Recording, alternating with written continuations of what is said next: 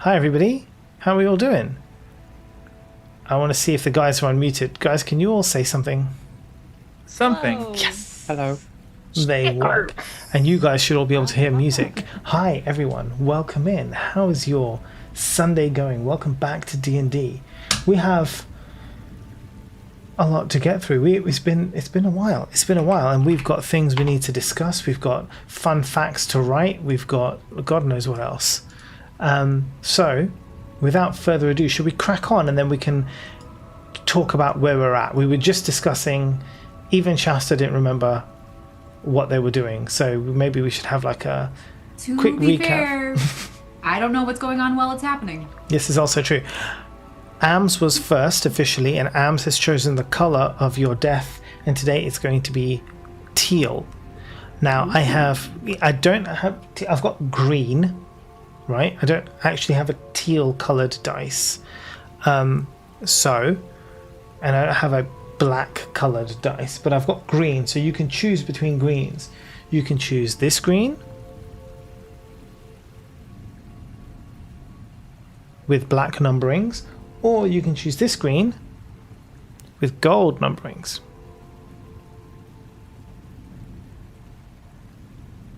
So you choose, and whilst that's happening, we will introduce everyone to everyone else. Guys, please, let's go. Today I'm going to go from my screen, or from the actual screen of the game. I'm going to go from right to left. So we're going to start with Kim. Hi, I'm Kimberly, and I play Marcella, Changeling Monk, and she's very, You might need to be louder. She's very...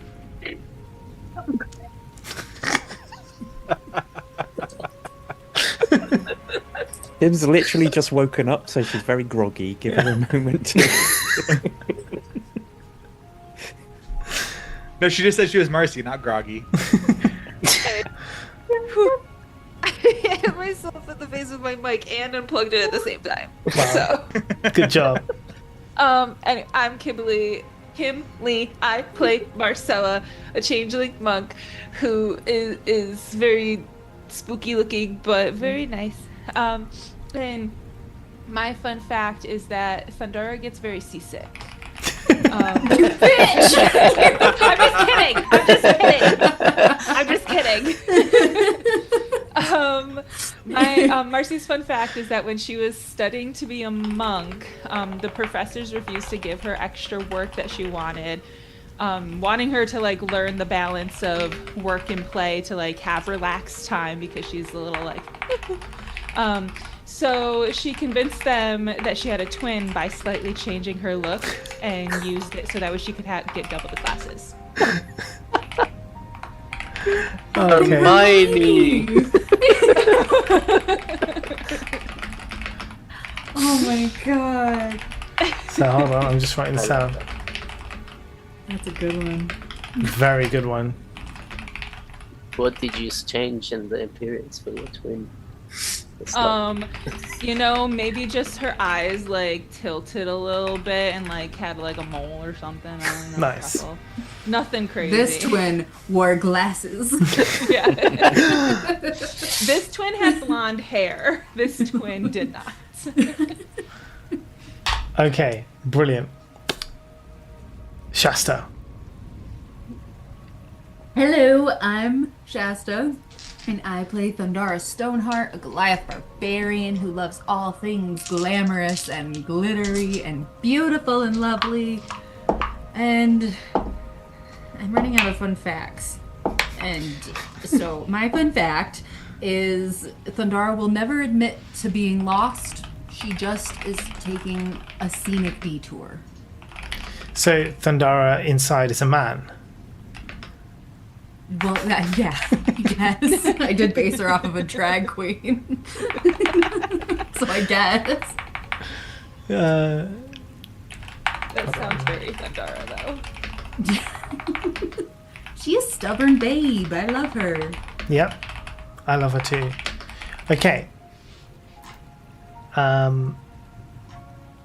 CG. Hello, I'm CG, and I am playing Zehas, a water genasi druid. And my fun fact is Zehas toots steam. So, if I am casting an ice spell, as I frequently do, and I happen to toot at the same time, I have water in all 3 states coming out of Zehas. I love it. Okay. Dirk. All right. I am Dirk. I am playing Welvin Torbs, a Drow warlock, and my fun fact is based off of his Outlander background. He's able to remember geography and like where things are in relation to each other, and he does so by marking tragedy rather than like the nice big oak tree or something like that. So he marks it with like where the bandits starved to death, or whatever tragic thing he can come up with to remember. Amazing. What's the word I'm looking for? Okay, what's it? Yeah. Okay, amazing. So finally we have Other Mo. Hello, my name is Other Mo. Mojam.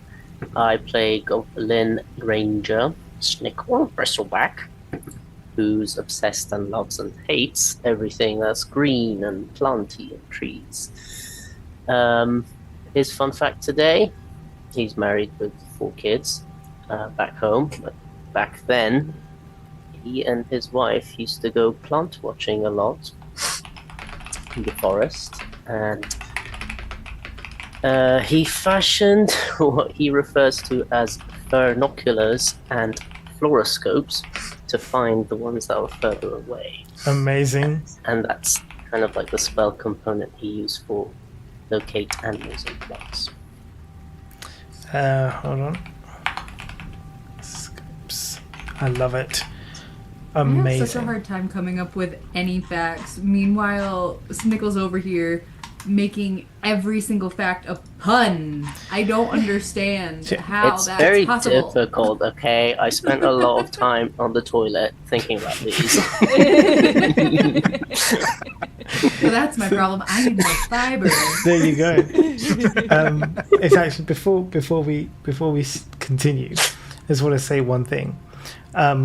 We do a Lord of the Rings reading now on Wednesday nights in the Discord, right? We have a special group and we read one chapter of Lord of the Rings, right? We do this on Wednesday nights.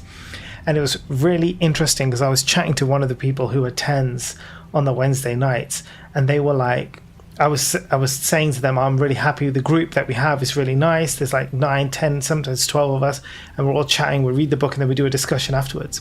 And this person said to me, yeah, the group is really good. I can't believe it, like that Other Mo is in that group. I was like, what do you mean? I was like, that's a celebrity. That's Snickle. It's Snickle, and he's there live. Like, I could talk to him in person. Like, this is insane. Like, there you go. He does other voices? So yeah, there you are. That was. I thought that would be nice for you to know, Mo. I thought you'd like that. Okay, so where were we at? The group had ventured into Skull Island in this underground city of Skullport. Traveling through Skull Island, they were looking for the harbor where they could hire a boat The idea being that if they could get a boat big enough, they may be able to transport the owlbears from level 2, get on the boat, come down the river, avoid the drow, avoid all the nonsense that's all the fighting, and get them straight out into Waterdeep, which is the plan. So, with that in mind, they met a very interesting half-orc seafarer or retired, who gave them a boat big enough for those guys. And I believe, and this is what we were just discussing before, I believe the idea was that they would go and, I guess, get a lay of the land, right? To see what it looks like up the river. You got in your boat. Now, at this point when they did this, Zehas spotted 3 water genasi across the coast. But looking again, they had disappeared. He didn't reveal this information to anybody else, and has chosen to ignore it for now. They're in their boat. Oh, yeah, so you did. You did tell everyone. No one else saw it. That's it. You told everybody else. Nobody else had seen it. Zehas, a little bit skeptical of everything that's going on, has decided not to pursue this, and instead everyone's got on the boat. As they went past the other harbour where goods go out of the go in and out of Skull Island, they were watching as well to see kind of how the stuff is loaded onto the boats, to see if they're going to complete one of their other missions, which was to smuggle an item onto a boat and get it out of Skullport. So now we are here on a boat traveling up the Sargath River. You are re-entering into the domain that you were in before. However, it's a bit different this time because you never actually went down to the river. You could hear the river, but you never actually ventured forth to the river. So, my question firstly, who can see in the dark? 1, 2, 3. So Kind of. Right. I've cast. If you've cast dark myself, vision, that's fine. So for those of you who have dark vision or have cast dark vision, I need you to roll perception checks for me now. But I also set up that lantern thingy that we got from the store. Oh, have you set it up onto the boat? I think we did that in the end of the last session. Okay, in which case, if there is light, because this is all pitch black, so can all of you then roll a perception check for me and tell me what you get? Or did we put it out because we were getting closer to the area? I don't remember. Well, I think you've basically just left Skullport. We haven't really gone anywhere, Okay. so it's up to you now what you want to do. 11. Then it's 11? On the way, I would have also asked Claudia to go underneath the ship, the boat. Oh, yeah. And kind of hold on and look underwater Okay. for any of our old associates or any other water genasi who might be following the boat. Okay. And let me know. Okay, cool. But my perception was 19. 19, very good. Yeah, 23 for me. 23. Yeah, 21. 21. Good damn. 12. Okay. So for those who got 20 and above, so Welvrin and Marcy, as you travel up the river, you notice there are various shorelines, and some of, well, the first ones that you initially see are, well, there's no one there at the moment. However, there is evidence that there were people here. On that 21 and on that 23, you can see that evidence is recent. So a fire with embers kind of glowing still.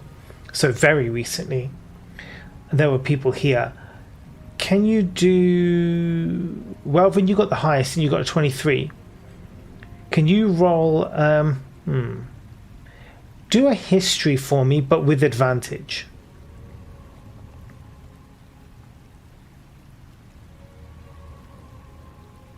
Thank goodness for the advantage. 16. This shoreline, so as you're coming up the river, this is directly up ahead of you, right? So your boat's traveling up the river, and directly north of you is this shoreline where you see these embers. This is pretty much the location where, you know, the Bugbear Cavern was, right? The Bugbear Cave area. That was here. Yeah. This is already the distance that you've travelled from where you left Skullport to get to this area has only been about maybe 150 to 200 feet. Okay, so you've just travelled about 200 feet in the water, and you've already come up directly below that, around that area where the bugbears were, right? There was a path, you know, when you were hiding in the tunnels, right, and trying to keep away. You're sure if you followed this and kept following it up, you would arrive back at one of the paths that you intersected with previously. But the river goes on. So you can choose to shore up now, or you can choose to carry on. Those perception checks, by the way, we're going to keep them throughout the river journey. I'll share out that information, Mm-hmm. but I don't think that we should go up there. Mm-hmm. If you want to roll me... Now, you can do this with advantage. Because, well, we'll see. Roll investigation for me. But you can do so with advantage. 19. So this is the bugbear area, right? The bugbear stronghold area. However, you notice that the items left here that people are either coming back to or have discarded for the moment, not bugbear items. This you saw with the drow previously. Also, you notice something that wasn't there in these tunnels before, this section before, are spider webs. Kind of up in the corners of the tunnel. Not many, sparse, but it's definitely there. And I take it you continue. I'll share that out with the group and without recommendation. Mm-hmm. Turn it around. Leave. Turn around. I'm gonna use a slight angle on the shaping water that I'm doing to push us forward so that it moves us further away from that shore. Yep, absolutely. I'd just like to refresh everyone's memory about how lucky we were saving Wolverine in the first place when he was infected with spiders. Just throwing it out there. That's still one of my favorite episodes. That whole Marcy's operation thing was bloody brilliant. Was still one of my favorite I things. wouldn't have been able to do it without every single person's influence. Yeah. in It was. in I mean, there, it was a perfect example of like really good teamwork. It was really I didn't solid. do shit. You were there for moral support. I was talking to Wolverine while he was sweating on a rock. Yeah, there you go. Emotional support. So He hates me. Welver shares his findings with us, as Yeah. we said. Yeah. Snickle is going to, as a ritual, funny we should mention, fun fact, cast locate animals and plants and try to find the distance and direction of the closest spider. Ah, okay. So how does that spell work? Do you want to tell me? I'll read it. Yep. Locate animals or plants can be run as ritual. Describe or name a specific kind of beast, plant, creature, or non-magical plant. You learn the direction and distance to the closest creature or plant of that kind within 5 miles if they are present. Just one or... Well, I say a kind of beast or plant, and it tells me the distance and direction of the closest one. Of the closest within one. 5 miles. Within If 5 miles. Okay. So... Spider or giant spider, this is one. Right. So, interestingly, as the boat is being moved by Zehas further away from the north shore, the ping that goes off where you're expecting it to be on the north actually pings off the south shore. So you've got the north shore that's here and the river that runs down. And at the bottom, there is another shore here, right? Other places there aren't shores, but there's another shore right there. It's in a kind of a cave, and you get a ping of a giant spider just there in that shoreline right there. It's not visible, right? But you know it's there, and it's closer than any of the other type of spiders around. It would be approximately maybe 30 feet from you. Oh, dang. Snickle with his binoculars up.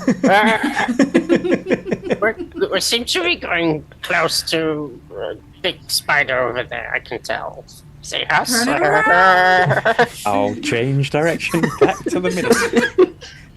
Do I get a sense of a current in this river as I'm kind of manipulating the water? So, yeah, I mean, so the river is running. You're currently going upstream. So the current is going out towards the Skullport and then out to the sea.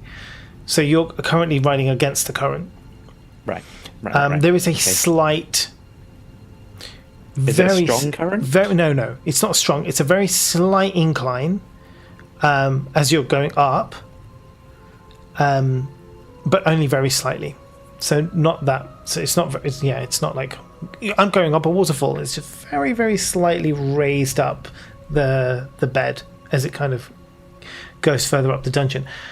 We're going through a cave system. It is right? a cave system, correct? So it's possible that we saw signs, or we felt signs of spiders on the north shore, but like the spider could have climbed from the top to the other side.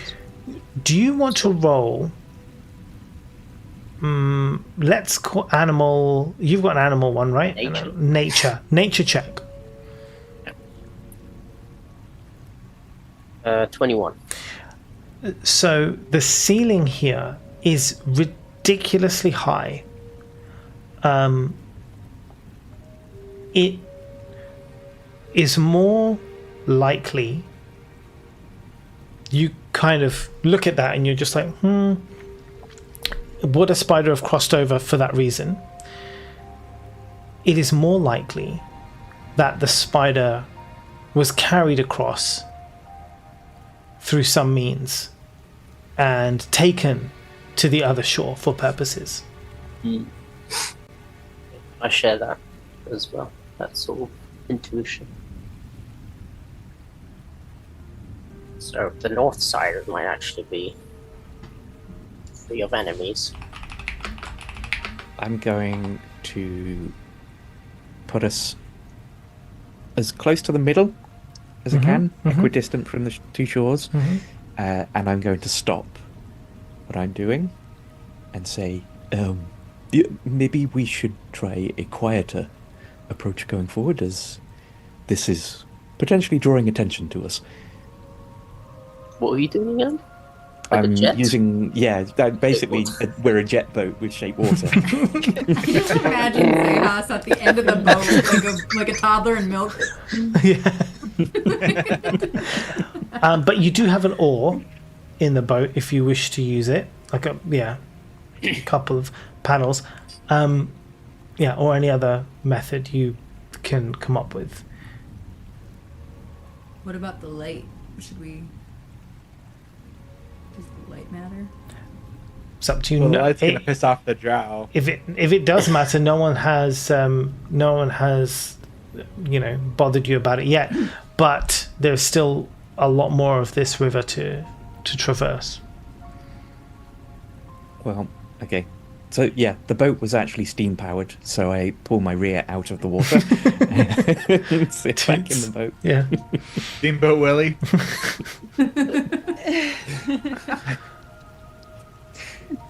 Okay, so how are you moving the boat now? I'll take an Could order. row. Okay. All right, so you're going to row. I'm happy to carry on if we think there's no risk, but it feels like there might be risk. Take a break. Okay, so what I need to know is this then. what is your aim? Right? Are you trying to do this quietly? Are you trying to move upstream quietly? If so, we'll do the rowing with a stealth check. Do you want to douse the lights, or are you happy to just carry on? What is your guys' thinking? I would recommend that we probably put up the lights, and I'll just keep a lookout. Mm-hmm. Marcy and I can keep. Oh, Marcy doesn't have dark vision. Fuck. I'm just do me. looking But that's okay. at a vantage point as well. Stuff as quick as shadow. What was your perception check, Snickle? Mine was low. Mine- Mine was low. No, I know yours was 23. Yeah. 7. 7. But no, 11. Mhm. Yeah, 7. 7. Okay. Right. So dark vision I can cast on as many people as I like. I got you, It's Shasta. not Thank you. concentration. Is it not? It's not I saw that. just on me. Okay. It is using a spell slot, but I feel like probably worth it at this point. Probably so I worth will- it. So you're going to cast dark vision on everybody? Just on Marcy, Oh, just on Marcy. Okay. because the rest of us, I think, have already got it. Yeah. Not Thundara. So She'll be fine. She's always fine. she doesn't need to see. She has Snickle on her shoulders. Pickle's ratatouilleing her to success. Yeah. Since I can't see shit, I might, and it's a ritual, I might just keep doing locate animals or plants just to make sure. Is it I know ritual? where Yeah. spiders are. Okay. Cool. Should I be Can the be one that's rituals. rowing if somebody else has a higher stealth? I mean, it would probably be wise. You don't need strength to row. This is a boat for No. two people rowing or one person rowing. You might get tired, but you're just rowing. I'm happy to row. Mm-hmm. You have good perception. Zehas is going to give you dark vision. Okay. Are you trying to do it quietly? You're dousing the lights. This much has been confirmed. I can do stealth if you want as well. But Yeah, well, it depends who wants to row and how you want to do it. If 2 people are going to row, we'll do a stealth check and we'll take a combined check. Right? If one person's going to row, then it's just going to be that one person. So you choose. I can row with Marcy. Mm-hmm. Yeah.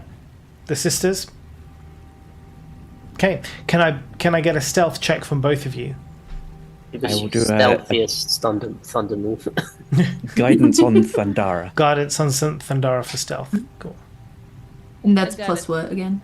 It will be your dexterity. 1d4. Oh yeah, plus 1d4. 1d4. Oh wait, am I rolling a one? Yeah, before? you're just rolling a straight up stealth check. Okay, that's what I thought. I got a 12. 12.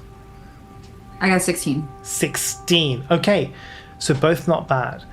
I wouldn't say that you're absolutely silent, but you're quiet as you venture up the river, coming around a bend. So you pass these 2 shores, and you come around a bend.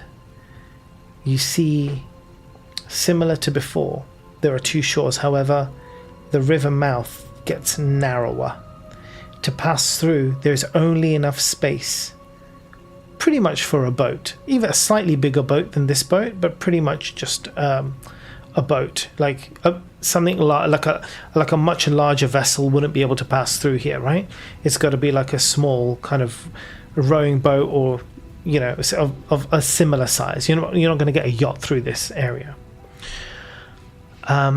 On the shoreline, what do we see? I'll tell you in a moment.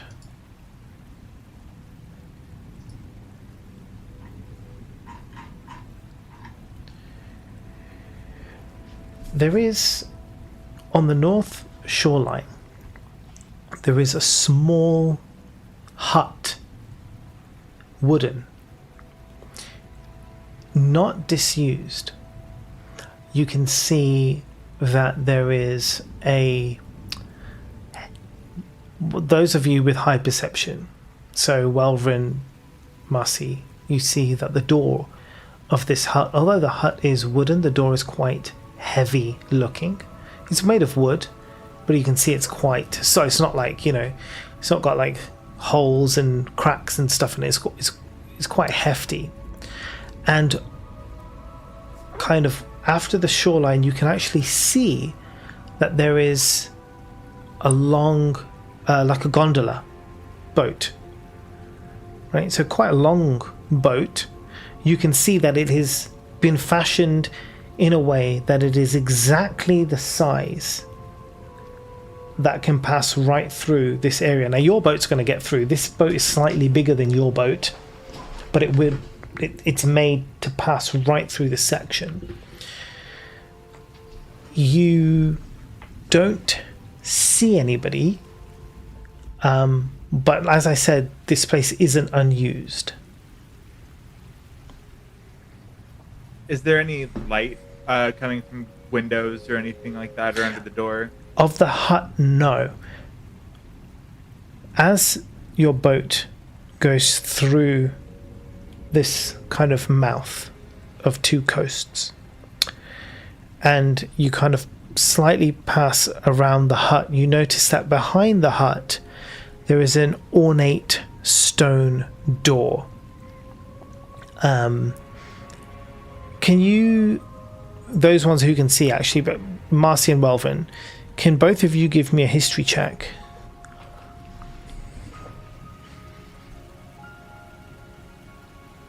Nine. 6. You see that there are some carvings on the door. There is a feeling that you may have seen these before, but you can't place where you saw them. Is this a freestanding door behind the hut, or is it leading into the hut? No, so it's behind the hut, and it's a door that goes into the wall. Like the side of the cave? Yeah, situation? so it's kind of, yeah, so it's not so much a cave at this point, it's like, I guess, yeah, I mean, but like the tunnel system, so you've got a wall, you've got like the wall, stone. in the stone, and this door Gotcha. is kind of like in the stone. So I'll point it out to the group, and I just feel that I've seen this somewhere before. Do you want to go take a closer look?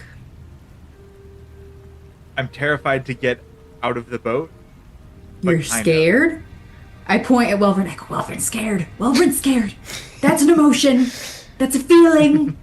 So when you point out the door to the others who can see, Zehas, Snickle, can you roll a history check for me? Now that this has been brought to your attention, you kind of look at it and you're like, Whilst 6. this has been happening, as I'm not pushing the boat anymore, 11, Zehas has taken off his clothes and got into the water and is holding onto the boat. nice. It's been so long since we've had water. Brilliant. And Claudia's down there too, right? Just looking around. Even though Thundara can't see, she's covering her eyes out of respect. Love it. So, even then, with that, you guys look as well. You all get that feeling. This is familiar, but can't place it. Since Snickle is keeping up with his ritual, does he sense any spiders or anything that we When you're shouldn't? the hunt? Do you, Snickle? Shouldn't go over there. I'm just searching for spiders. If they'll ping me, I guess. Yeah, so if you're constantly keeping this up, so I'll tell you that from that area there, that door, the closest spider you sense is way further up. Maybe, if I just check, hold on. 20, 30, 40, 50, 60, 70, 80, 100. Maybe even 500 feet kind of north of you. You've bent round the river. You've gone further than that point you were before. It's in that direction of that big stone door, in that kind of direction, into the cave system, into the tunnel system, but not for 500 or 600 feet away. But north this time, not south. North this time, the closest. On the south shore, nothing pings you. There is a south shore. Nothing pings you off of that shore. It looks desolate. So the closest spider to me from here is north, is what you're saying? Yeah, but it's northwest because of the way the river is. Okay, so yeah, the spell just tells me the closest one. Right? Yeah, the closest one in this. Circle around, just aware. The closest one in a 5-mile radius right now is about 500 feet northwest. Okay, I share that as well. The little fern leaves, and it just tickles my eyes whenever it detects it. It seems like we could probably take a closer look if we wanted to, but I know it's yet another side quest of our million side quests. Potentially, I guess. I would like to start rowing towards the shore of the hut.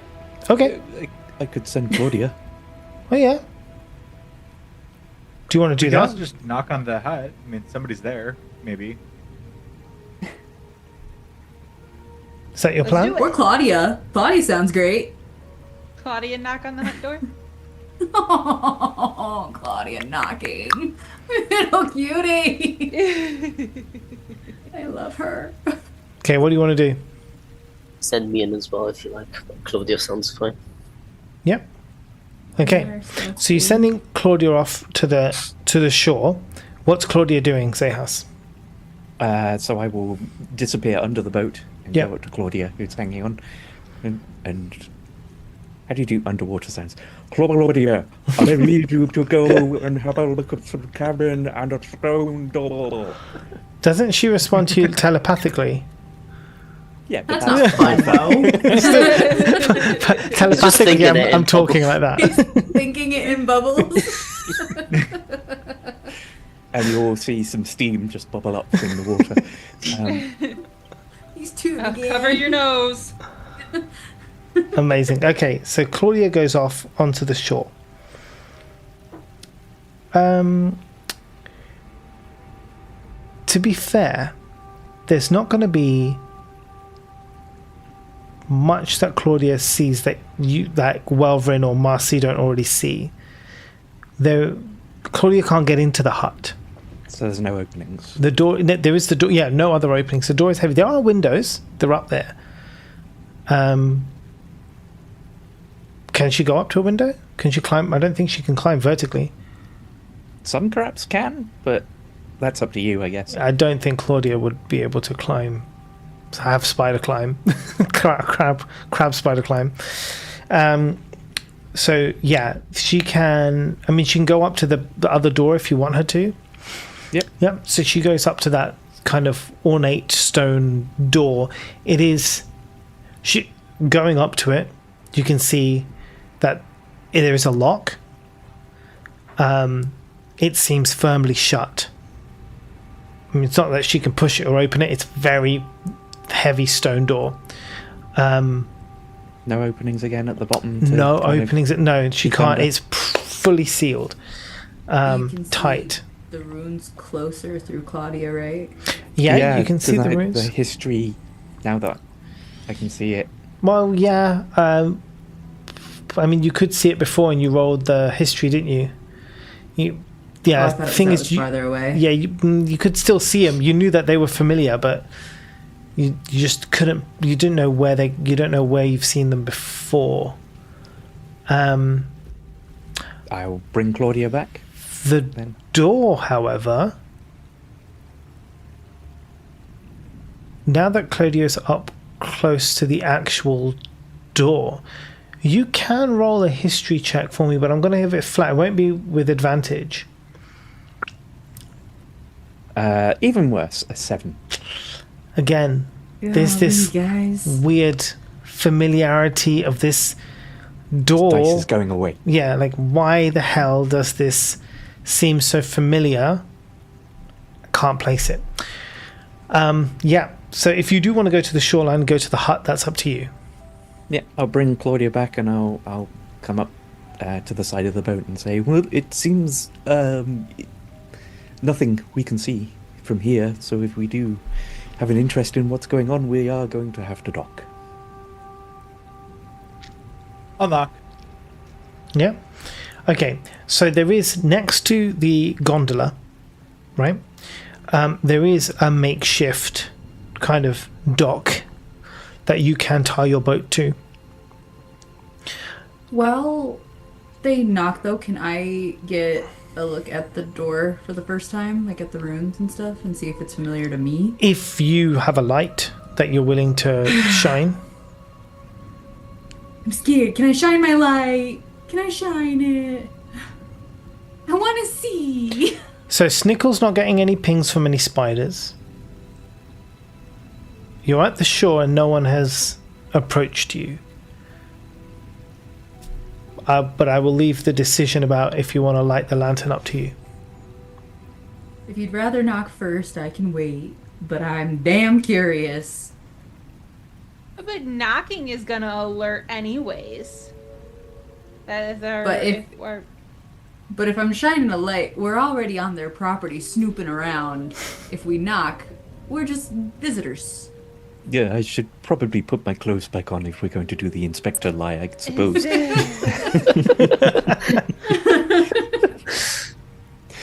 You know, I don't actually have to take them off, I just like to. I can just shake the water off of the clothes if I needed to. That, Marcy taught me this, is an inside thought. It's nice to feel the water on your skin. Okay, so you knock, tap tap tap on the door. You can hear behind the door a lock being shifted. The door opens and what you're faced with is, well, is only one way to describe it: a skeleton. It is a skeleton dressed in mariner gear. And as he opens the door and sees you with no eyes, he gives a little bow first. And he speaks to you, and you can see kind of like there's no teeth, right? It's just the whole of the jaw, right? But no teeth. But you can see it kind of like the jaw hinges moving. And again, no eyes, but surprisingly enough, you get an idea that there is expression in this skeletal kind of face, non-face. Welcome. They call me the ferryman. Are you here for a ride? Where to? Why, up and down the river, of course.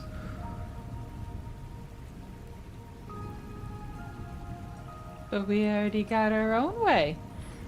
And he kind of pops his head around pops his sort of body around the door, and you see his body doesn't move, but the head just kind of swivels around, looks at the boat, and then kind of snaps back. So you do.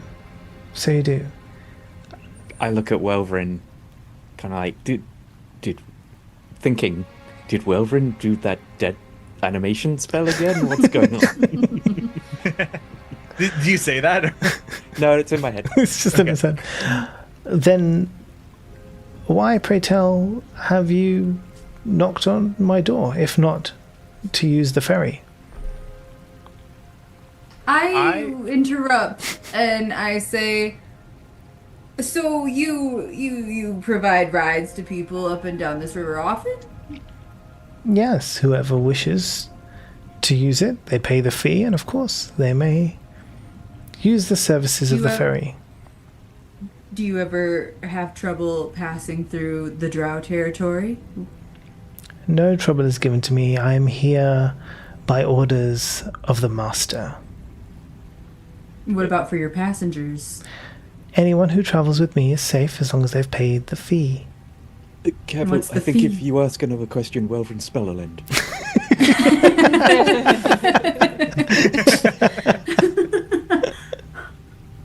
What's the fee? The fee is 50 gold pieces per transport. What what kind of things? What are the rules? What are your rules? Rules? He looks confused. You kind of see his skeleton head kind of go, "Rrr?" Rules? Terms and conditions. Who's your master? Who's the master? What? The mage of the dungeon, of course. I serve Hallister.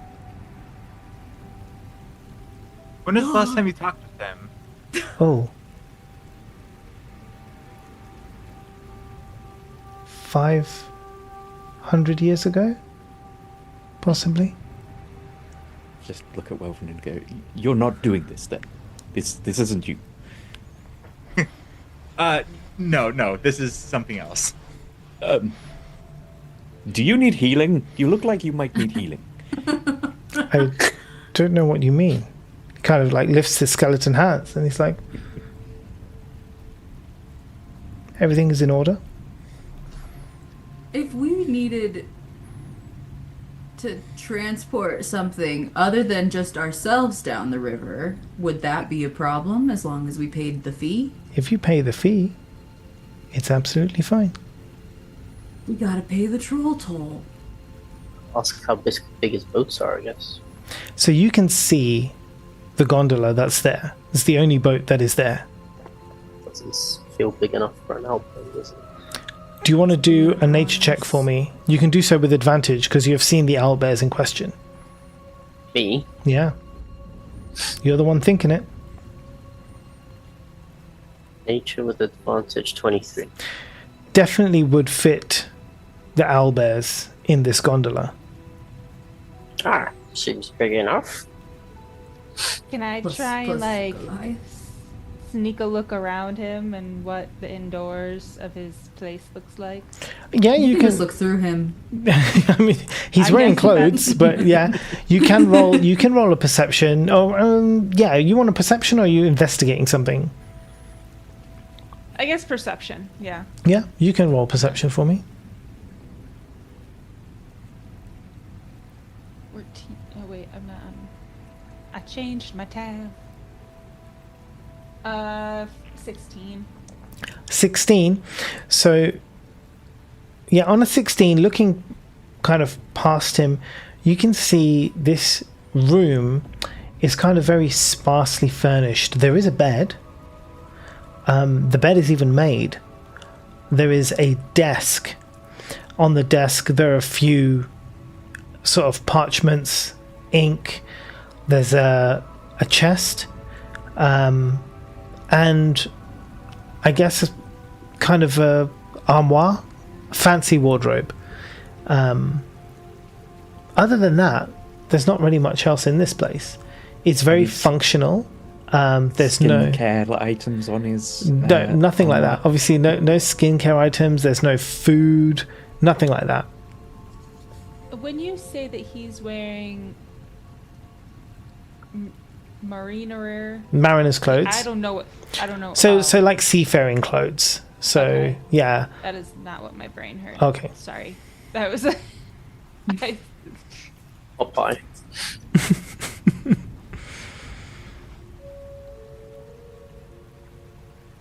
I almost think we should take him up on this. I noticed that the we don't have to door worry about. in Or yeah. towards the back of your lovely abode here. Could use some paint, but it's got potential. Maybe some curtains. Anyway, the door. Yeah. Can you tell me more about that? Oh.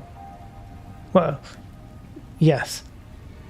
That door, and he points to the one behind that leads back into the cave via a pretty large room. I wouldn't go in there though. There's a quite ferocious beast that kind of takes residence there. Nothing really comes out once it goes in. It's not possible that this is the backside of that chair room, is it? That's what I'm wondering. Oh, the one with the sleeping monster? Do you And the know truth anything chair. about the beast?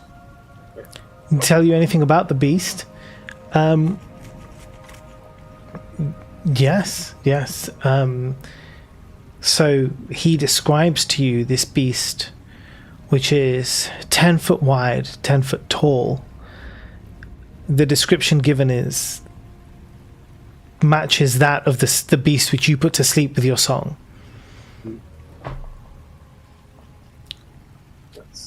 I've been in that room. And you live to tell the tale. Well, something strange about you then. Everything has a weakness. I agree with you there, buddy. I'd say the same about him. Do you have a way of getting in touch with Alistair? No, I was given my orders, and I follow my orders until he has told me otherwise. Do you ever come into contact with either the drow themselves or any of the other residents from Skullport? Oh, yes, many times. People will use the ferry, particularly for the transportation of goods, and sometimes people. But yes, as I've learnt, the residents of this area, as you put it, require sustenance, and so they use my services, often to bring food up and down. I believe there is some conflict between certain residents, as you put it, here in this area.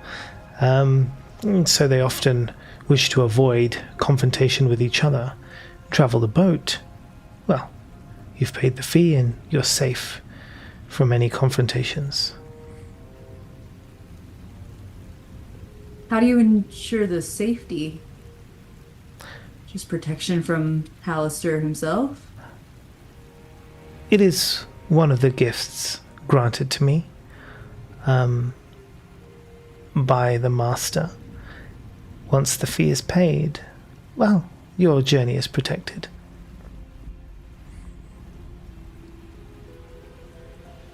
What's the guy's name we're carrying his little box around? What's that guy's name? Welvrin's mate. Yeah, his bestie. Yeah, I've got it written down. Thalok. I would like to ask. Thalok von Grum. First, did this guy tell us his name yet? He is just called the Is he ferryman. bearer? Okay. I ask if he knows anything about the Thalok. Thalok? Baron Thalok. Baron? Yeah. Yeah. I have Baron Thalok von Frum. Yeah, that's the one. From It is not really my business to know or to ask questions about the history of people. No, I can't say I know the person you speak of or anything about them. Have we come across any other animated undead entities, servants, along our journey? I know we got chased by something at a certain point, but I think that was a golem. Mm-hmm. What was that dude in the pit? Keith. Keith. Was he a skeleton or Revenge something demon. else? But he's not a servant of the wizard guy. You haven't come across a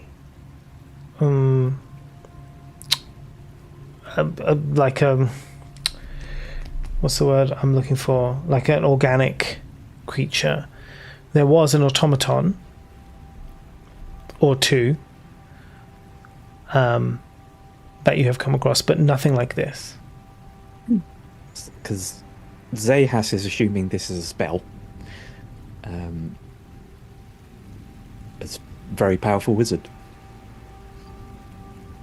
Can we tell, You can do an like, Arcana his check if you want, skeletal Zehas. structure? You can do it with advantage with that bit of insight.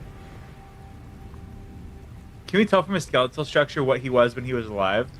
Or, flesh? You can do an investigation for me. 15. 15 on the Arcana. It's definitely a spell. It's definitely very powerful magic, and it's definitely something that requires the caster. And this is interesting on the 15. Whatever this is, beyond your capacity and capability of doing. However, you know that if the person who cast this died, this would end. Yeah. And then mine was the 16. So, judging by little bits like the shape of the skull and the height, either a elf or a half elf. Could have been a drow. Okay. I think we should. I want to take Wilburn to the side. All right, as you are. Smooch. Yeah. Ew.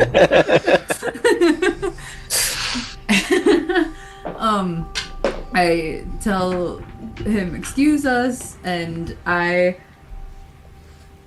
quietly, sorry, Maple's dreaming if you can hear her. It's cute.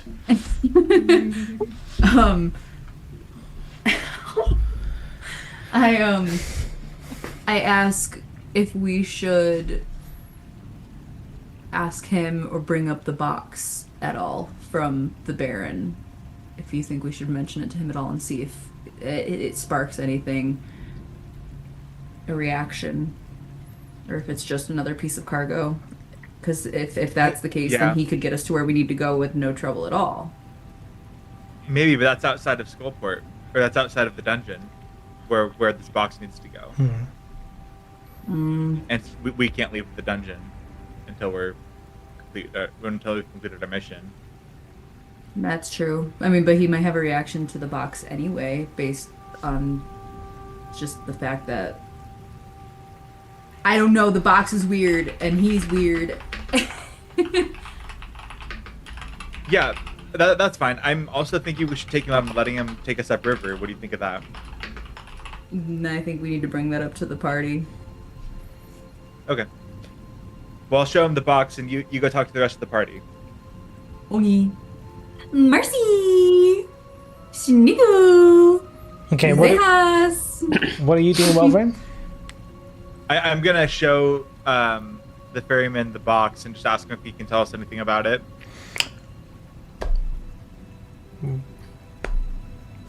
Wise skeleton. Yeah, I mean, he looks at it and without opening it, I couldn't tell you anything about this, I'm afraid. I'm going to take Welvin off to the side. Okay, this is you as well. There you go, we're Smooch! having a conversation! Definitely. I'm not sure how useful this thing is going to be information-wise. I think it's just a construct from a spell. I'm Interesting. gonna take Snickle to the side, and I'm gonna ask if he thinks that they're trying to get rid of us. You just left me! So what are you talking to Thundara about over here? Secretive, like. Not that I mind. I was trying to tell you, and then you walked away! I don't know why we're obsessed with this skeleton. RC. I was No, just I thinking. leave all of them. I go and chat with the skeleton. I ask him how Take it to did the he come side. to be. The reason I wanna only know pulled his origin Snickle story. is because you pulled Welvrin, Zayas pulled Welvrin, so you three were pulling. But then I pulled you. Nickel and I were the only ones left. You pulled me with everyone. I'm pulling the skeleton, and I'm asking about how. I'm asking his origin story. What's his earliest memory? That's what I want to know. Okay. Yeah, fuck you all. My earliest memory. I suppose maybe as a young boy playing by the shores of the river. Not here, but far from here. Maybe 700, 800 years ago. Doesn't seem that long when I think about it, really.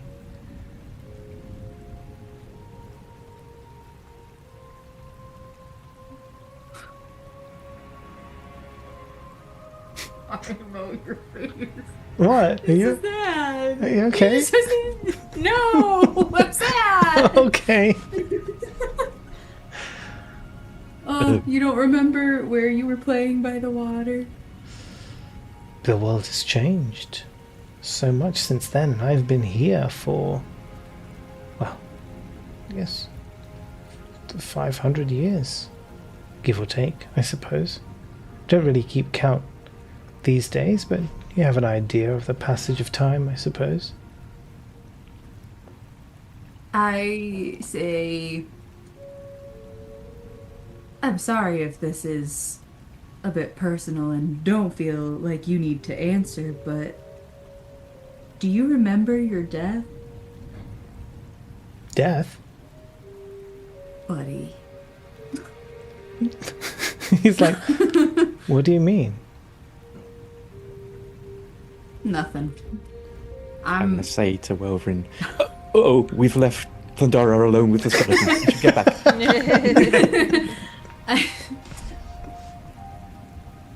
I just mean your rebirth.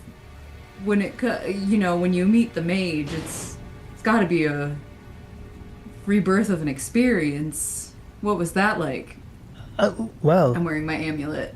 he was very magnanimous, generous, kind, and he offered me, well, a wonderful life. I took it, and I don't regret it for a single moment. Zayas just does loose finger quotes when he says life.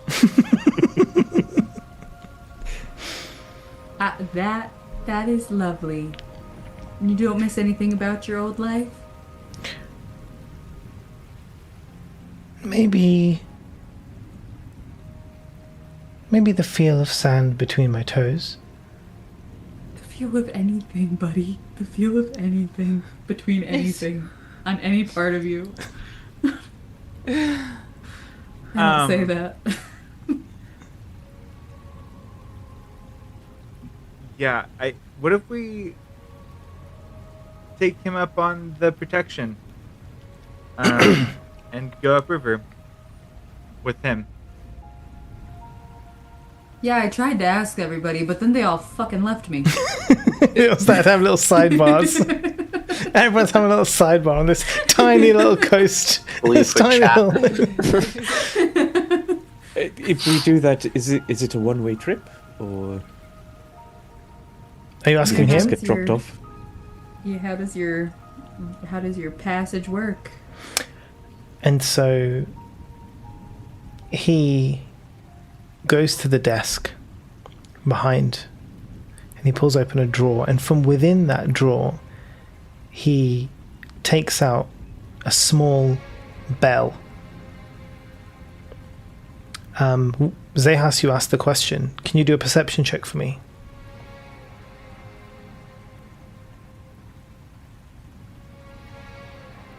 20. You notice that the bell actually doesn't have any bell inside it, right? It's just the outside of the bell. He hands it to you, Zehas. If you require my services, simply ring the bell, wait for a few moments, and provided I'm not on another journey, you'll find me by the river where you are. It would only work on the coast of the river, anywhere on the Sargath River. And is this tied to me in some way, or can any of us... Any of you could use the bell. No, I will go to where the bell is from. Anywhere on this river? Anywhere on the river. And Curious. as long as you pay the fee, we're in business. Which was... 50 gold pieces. Yeah, when you say the fee, and you say 50 gold pieces, there's nothing else but the 50 gold pieces. The regular old 50 gold pieces. It's not tied to our soul. We don't owe you a bargain. I look over at Welvrin. Nothing like that. 50 gold pieces is all it takes per journey. And it's not like 50 per person. 50 gold pieces per journey. That is it. Whether the journey is from one coast to another or the entire length of the river, it matters not. It's 50 gold pieces. And I like you. is it 50 gold pieces if we use the bell, but when you arrive, we're just like, hey, how's it going? You want to hang out for a bit? And maybe Marcy can throw a little party, and... Or I throw the best parties. is it She 50 does. gold pieces at all? To Regardless. use the bell without intention of travel will incur punishment. Ooh, interesting. That right there. What punishment? What kind of punishment? And also, like, how do I, if I put So- it in my pocket and I'm moving around, there's no dangly thing. We'll know when you intend to ring the bell. And to your Who's we? question, Thandara, Oh To shit, your- I just rang the bell. to your two questions, Thandara, like, Somebody who's else we and, what punishment, he kind of clicks his fingers, and surrounding you across the entire space of this small kind of little island coast, this little shoreline coast, you see ghost-like figures of a number of skeletons and wraiths all surrounding you. Like, they just become visible when he clicks his fingers. And they're there, and they're like, you see these like wraiths floating in the sky. You see skeletons similar to him kind of approaching, but they're almost like see-through translucent. And he clicks his fingers and then they vanish away from sight again. Not a fan of parties, then. Noted. So, do you have like a Yelp page or something? How do we know that we're gonna get to where we need to go? Because this is giving gondola to the underworld. I'm just saying. And honestly, that's I think where we're trying to get. But in this case, it's a hypothetical. It's a theory. It's Let me I'm scared. ask a question. What do you do with the money? The money is simply the fee that I have been instructed to gather. And then he points to the chest behind him. So you're saying there's lots of money in there. I push Snickle down just a little. And again, he's like, don't make me click my fingers again. Sounds like your wizard How do friend you has do quite a that? racket going on, Wilfred. No wonder he can afford a crown. Ooh, should we ask him about the crown? No, I mean he hasn't seen Hauser for 500 years. Yeah, but he's the only person that we've met who's had a tie to him recently. What if you needed Alistair for some reason? How would you get a hold of him if, like, something occurred, like XYZ? I don't have an answer. I don't have an input here. scenario? It's a very good question. And honestly, in 500 years, I've never needed to ask anything. So, Well, how does he collect his gold? again, my job is only to serve, not to ask questions. Is there gold actually in that chest, or is it like you put the gold in the chest and then poof, it's gone? That does seem to be the case. The gold goes in, and the next time I go We're to put putting gold Snickle in, in that chest. it goes. It's gone. Yeah. What if we step in the chest? I can't say I for sure can't what fit, will but you happen. guys are going in the chest. I can't say for sure what will happen if you go into the chest. Why are we talking to this 500-year-old computer program? What if we try? Test. Can we try it with Claudia? I was just gonna say, why don't we test it with something that like is not an inanimate object or Again, something that I mean, isn't he can money? hear you say all of these things, and he's like, again, Yeah, I'm the saying chest to is the him.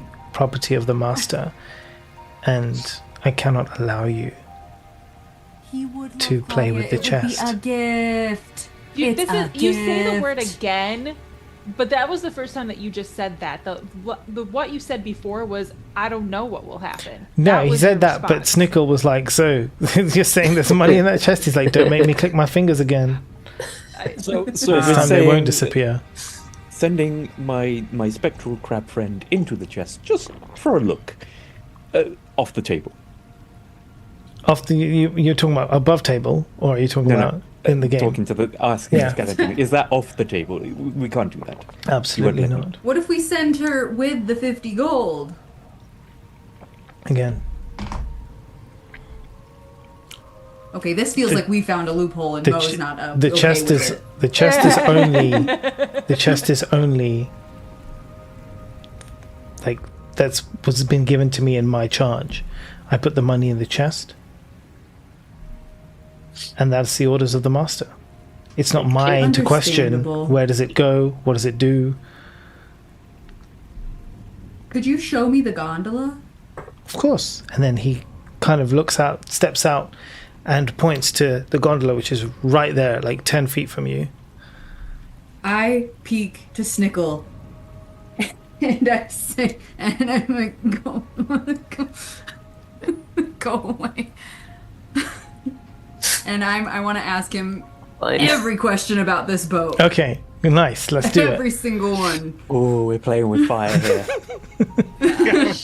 Every single question. I So want to fun. point to every single rivet, every bolt, every sliver. Yeah. How is Okay. this material sourced? All right. So he's gonna Where were these sails crafted? he's gonna sit and explain to you the entire creation of this boat. Not that he knows much about it because it was given to him, but you know he knows about boats. He grew up by the shore. And the upkeep. Yeah. Tell me all about He's gonna the upkeep. he's gonna explain to you all the things about the boat. Snickle, what are you doing? I will sneak in and investigate the chest. Yeah. Can you roll investigation for me? Just investigation. Well, you said you investigate the chest. No sneaking or anything. Or, Well, he's distracted. fine. Investigation is 11. There doesn't seem to be anything strange about the chest. It just looks like a chest. There's not a lock on the chest. You don't see anything that kind of looks like, you know, anything dodgy on the chest. It's not ornate in any way. It's not even like an iron like chest or anything heavy or crazy like that. It's just like a normal standard like chest. It could have been used for like clothing or whatever. Is it too late to also check it magically like an arcana check? You can do an arcana check if you like. A natural one. Again, you don't sense anything magical buzzing off of this chest. Just looks like a normal chest. I gently lift the lid. And as you do that, you hear the voice. You hear the voice of the thing being like, "I wouldn't do that if I were you." Of the skeleton. Yeah, of the skeleton, literally just like ignoring everything that Thandara is saying. It says to you, "I wouldn't do that if I were you."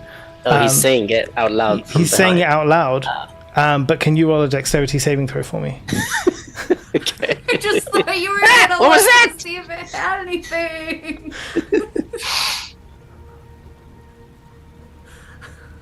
15.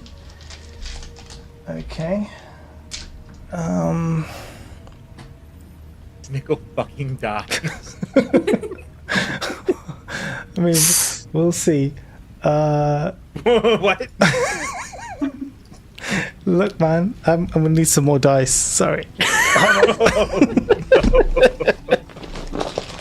didn't Zehas, you're think muted. he was gonna open it. I need more Oh than my this. God. 2, 3, 4, Got me a ring of invisibility and fucking dies from this. 5, 6, 7. You're Still just need gonna, more. like, check for traps and then tell the group. 7, 8.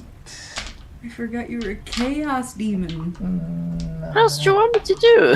9. you guys How are is he still clearly counting? invested. That's just the numbers, right? Not the number of dice. Huh? No, I think it's the number of That's dice. the Oh, he's number of counting dice. number of dice. Yeah, I'm counting number of dice. Circle of death.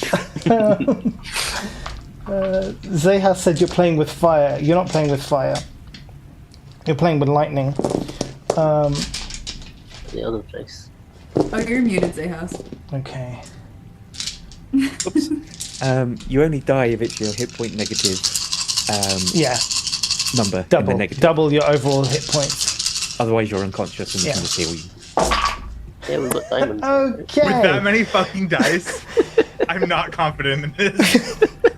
So, 10, 11, 12, 13, 14, 15, 16, 17, 18, 19, 20, 21. I closed the lid 22, when he 23, said I wouldn't 24, do that. 25, Why 26, is he attacking 27. me? 28 points of lightning damage. Oh, that's barely anything. Fine. So he's Yeah. Took more Okay. damage than that when I got fired. yeah, it wasn't bad. It was all it was 10d6. That was so much, Mo. You don't need to increase anything. Don't take anything that Zehas is saying. That wasn't CG too much. saying. That wasn't bad. That was No, hold on. That 10d6, that is an incredibly low roll. Yeah, this is lucky. I just rolled him. That was Unless so I lucky. saved and it's like half damage. No, you didn't save. I didn't even save. You didn't save. Yeah, that's terrible. Because my fireball is 9d6, and I regularly do 40 points of damage. Well, 10d6 is max 60, right? So it's just below half. Yeah. Yeah. I feel like in this moment I would like to go, Snickle! Snickle's like, like shock. I scoop him up Shocking. and I go, I don't know how many times I've told you. Ask yourself. And I stuff him in my little bag. And But- I am so sorry for him. Just before that, can you roll a perception check with disadvantage, Snickle? Okay. Perception plus 7. Zehas just goes, again? 12. 12. On a 12 in perception, when you did open that chest, you did notice that there was nothing inside. Empty. How shocking. Fuck off. I hope it was worth it. Now can we please go on? I'm not sure you should go near water right now. You're probably still just a little bit electrified. I wasn't done asking about how to mend sails in case they There's rip. no sails on a gondola. Listen, Mo. Shut up. Okay, so he looks at you coming out a bit frazzled, like smoking, smelling like Leaves. barbecue Cynical. All my leaves are like standing out. Singed. I did try to warn you. I hope you've learned your lesson. Goblins, am I right? You can't see it in his face. You can't see it in his face, but you Anyway. know he's raising his eyebrows.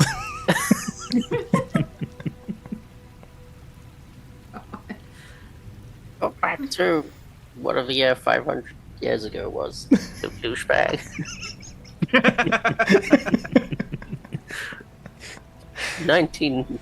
1500. Whatever it was. Okay, what do you guys want to do? I've talked to the group. Are we taking him up on his offer to travel safely through the drought? I'll tell you doing? what. What's our plan? I'll tell you what, right?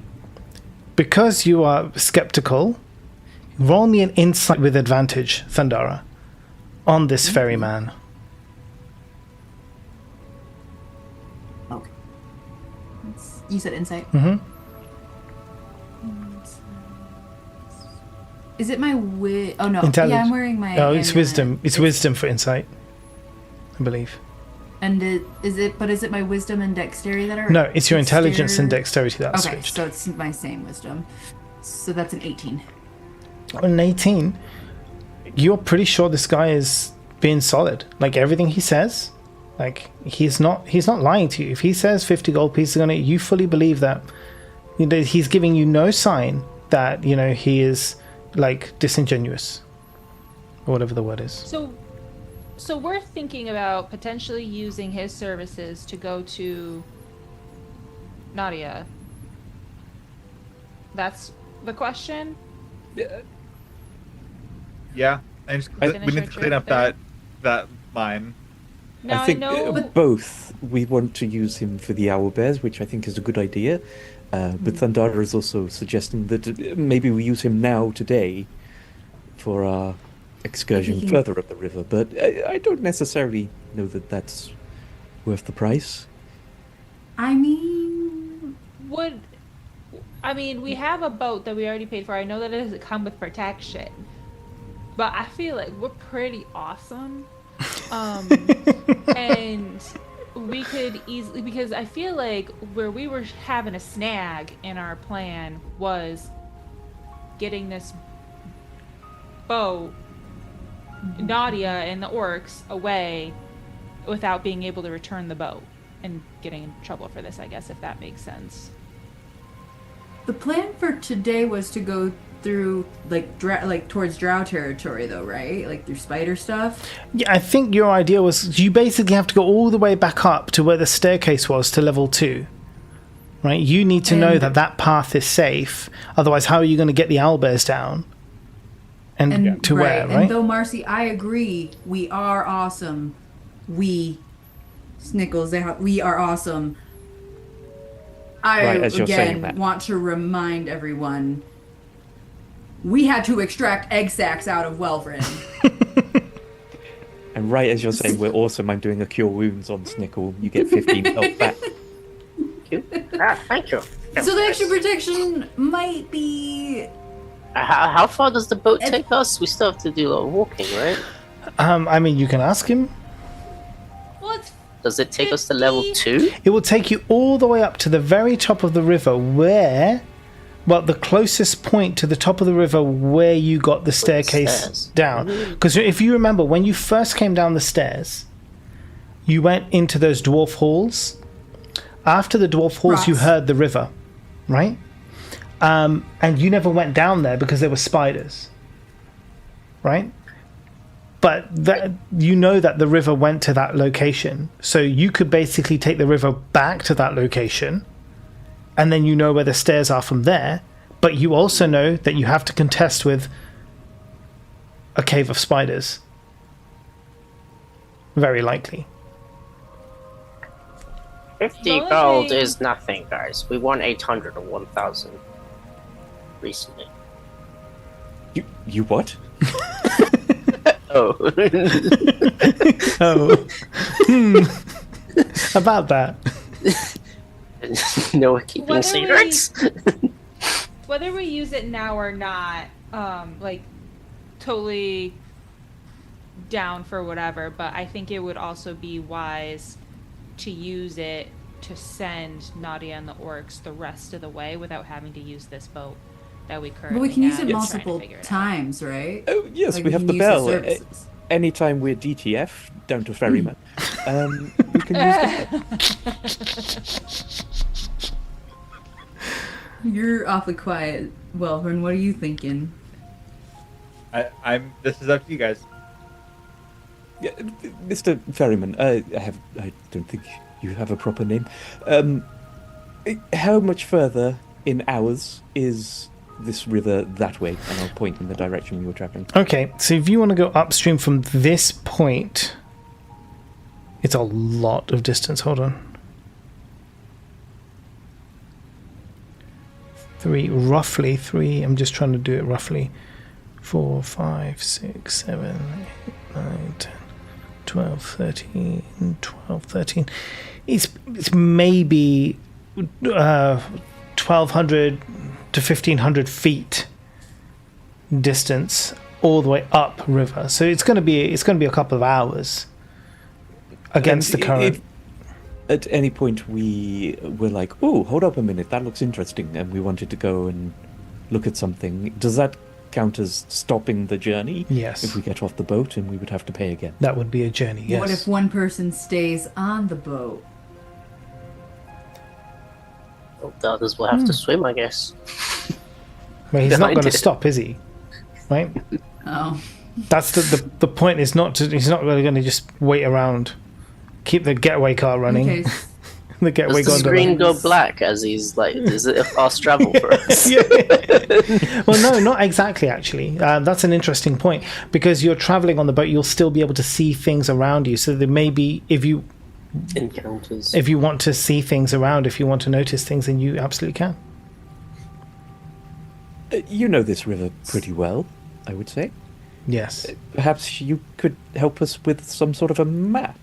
If we gave you paper, you could give us a rough idea of where things are on either shore. I mean, could he? Is he inclined to give you guys a map? Let's decide. Am I going to roll for I it? was very talking about rebirth and his history, where he grew up. I thought that was lovely. I mean, he could, but it's really not going to be very helpful to you, if I'm honest. If I'm completely honest with you, looking at the map, it is literally like a river that goes like this all the way up with some shorelines here and there. And it won't give you any other information about the rest of the place, only the various shorelines. And not even necessarily what's on those shorelines. But you'll be able to see them all if you travel up the river anyway.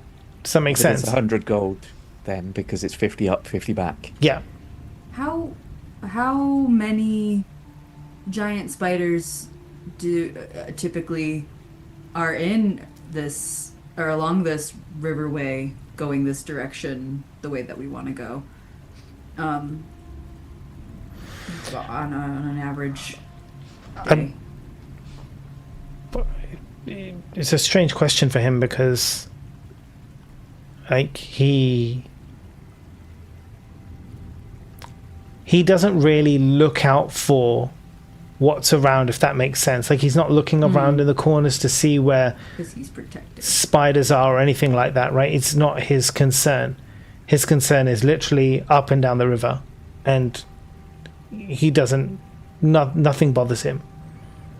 Is it safe to assume that the protection you offer is when you click your fingers, those things, they'll deal with anything that tries to attack us? No, the protection exists more in a form of stealth. Right.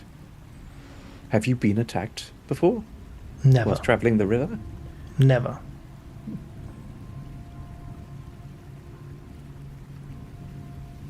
Because you're that well hidden, or because the river is actually fairly safe?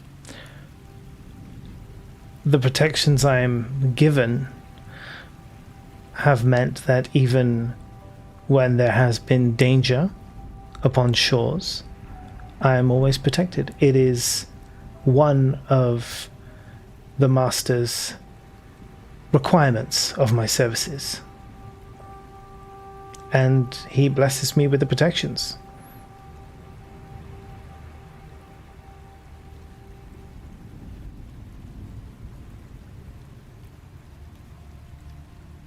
Let's just do Well, it. if We this- have the money. See now I'm flipped and thinking, okay, well Kim had a great point in the first place, so maybe we should just use it for when to send Nadia and the owlbears back. But I'm cool with any. I don't care. We do have the money if we'd rather. You have a just lot of money, right? get there. I don't want to say that. Let's not get crazy. We're okay. He's happy to go like further out the river, right? Like target destination where we want the owlbears to go. Yeah. He'll go. Well, we just need them. Yeah. Yeah, anywhere on the river, he can take you. That's his mandate. If you want to go outside of the river, no. But anywhere on the river, that's cool.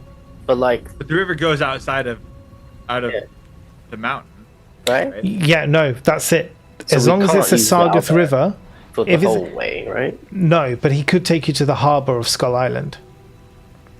Which is not where we want Nadia to be. But won't she be just Well, you had a conversation with the guy, The other right? guy, And he yeah. said he would take whatever cargo or whatever it was. But this guy won't leave the This underbelly. guy will not leave the Sargath River. cargo, as in hidden? People, anything. Okay.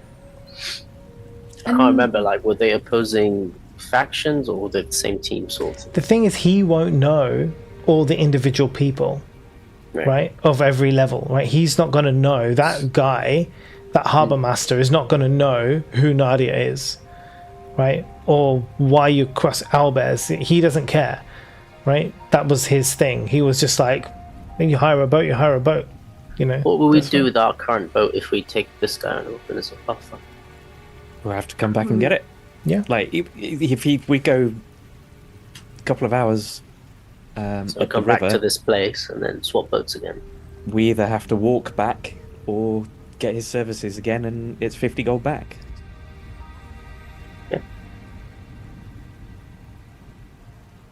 Can I ask a question about so we talked about how we would get Nadia transported.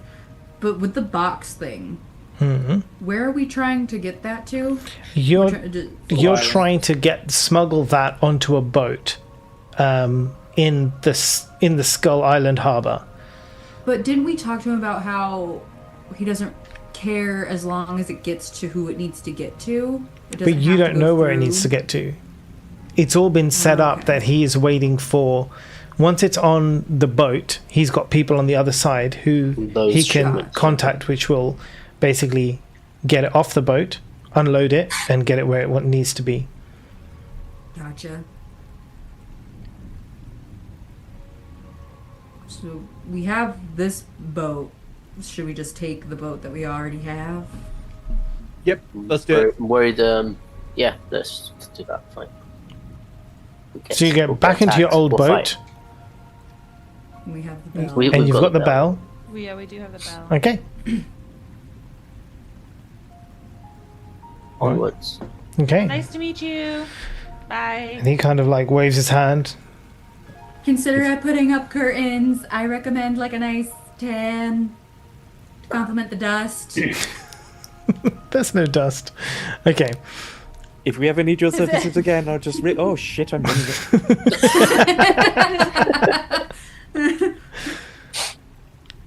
Sorry about Snickle. Bye. So you get back in your boat. So I'm going to need... so what's the plan? Are you dousing the lights, rowing again? Is that your goal? Yeah. Okay. So what I'm going to Well. need you to do is roll the stealth now for the rowing again.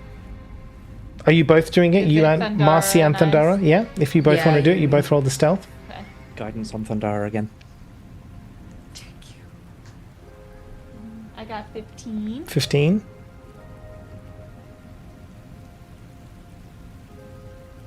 That's 10. And a 10. Not as quiet as last time. Still going around. There are light splashes every now and again. But you kind of make your way. As you do that, we'll take a short break, shall we? Just a few minutes if anyone needs a toilet break or needs to get a drink or anything like that. And we will return here at... I don't know, in 5 minutes? Is 5 minutes okay? Yep. People need more than 5 minutes? Okay, let's be back here in 5 minutes, guys. Cool.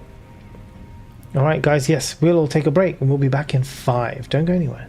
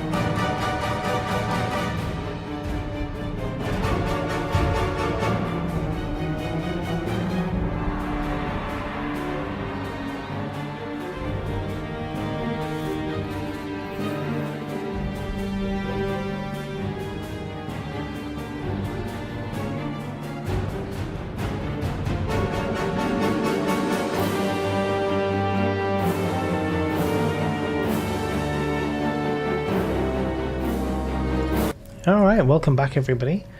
I haven't actually moved, so this is good for me. Okay. So, I ran an ad, so we're good. Back on the river. You not as quiet as you were previously, but you are now going further and further up. You can see after that mouth of the river where it kind of closed in a little bit, it now expands and goes much wider. The river is now about 60 or 70 feet across either direction. For a while, you see there are some rocks jutting out here and there on either side. There are a couple of shores on the south, but they're predominantly abandoned. Snickle, you get the ping now of spiders closer by. As you're kind of going up, there is, you can't see it, it's all because it's all now, I guess, the dungeon wall stone, but through there, not even 40 feet away, so where you are, by the time you get to the shore, the wall, you're sensing spiders, some little ones, and as you go further up, giant ones, little ones again, so you're getting these different pings of spiders kind of like around the place. It's a lot. You kind of work out from the location where you've been, and as you're going up, that you're probably now coming into the original Drow territory, where you kind of first went. If you were to break through that wall and go ahead, you'd be getting into the Drow areas where you first came down, and kind of after the dwarf area, you kind of just started to explore. The people firstly, is there anything you want to do here? Or are you just going to continue going up? Go back. You want to go back? Turn around. No. So no, we're that's not my decision. Got to ask a question. We're basically not far from the point where we kind of came down from the stairs and went left instead of right, or So I would say left, whichever way. I would say not far is tricky because of the way that the dungeon tunnels are laid out. Going around them is longer, as the river kind of takes a longer route around. So yes, if you were to break through and go straight up, you'd be close. But to get back to where you were, you can't just go straight up. You have to go all around and bend, and then goes up to the top. So it's still, you've still got 800-900 feet worth of water to kind of go through. You've been traveling at this point for maybe an hour or so. We don't need to kind of go every single step of the way. There's no need for that. But when there are points of interest, I will highlight them out to you if there's anything. And if you're not stopping, and you... Yeah, go on. I was gonna say, I wonder if we had asked any of like that person that Derek bought the scroll from, if there was like anything she had to keep spiders away, like a bug spray. Maybe we could have bought bug spray for this trip. Maybe that would have been wise. Do we have a reason to believe the Drow will be hostile to us right now or not? Yes. Melvin, what was your last interaction with Trissa? Don't come back. And also, the Drow are always hostile to the rest of us. It's just Welvrin. Welvrin But they decided, freed us let's at go the same back. time. Yeah, but that was all part of a ruse, really, to get us down there with their trap. Welvrin. Yeah. Okay. Sure. So if you're not stopping and you're carrying on, I will say continue. Now As we're travelling, I'll just be like, it's 8,000 gold, you say? 800, I said. 800? 800, 1,000, that's what I meant. Yeah, I think it was 1,000, wasn't it? For what? You weren't around when we When you fought. did Oh. Yes, Sparring contest. yes. I heard the people singing about angry men or something, and I had to go and see what they were doing.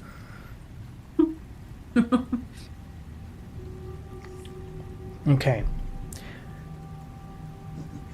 Is there anything that we can do to make ourselves more stealthy?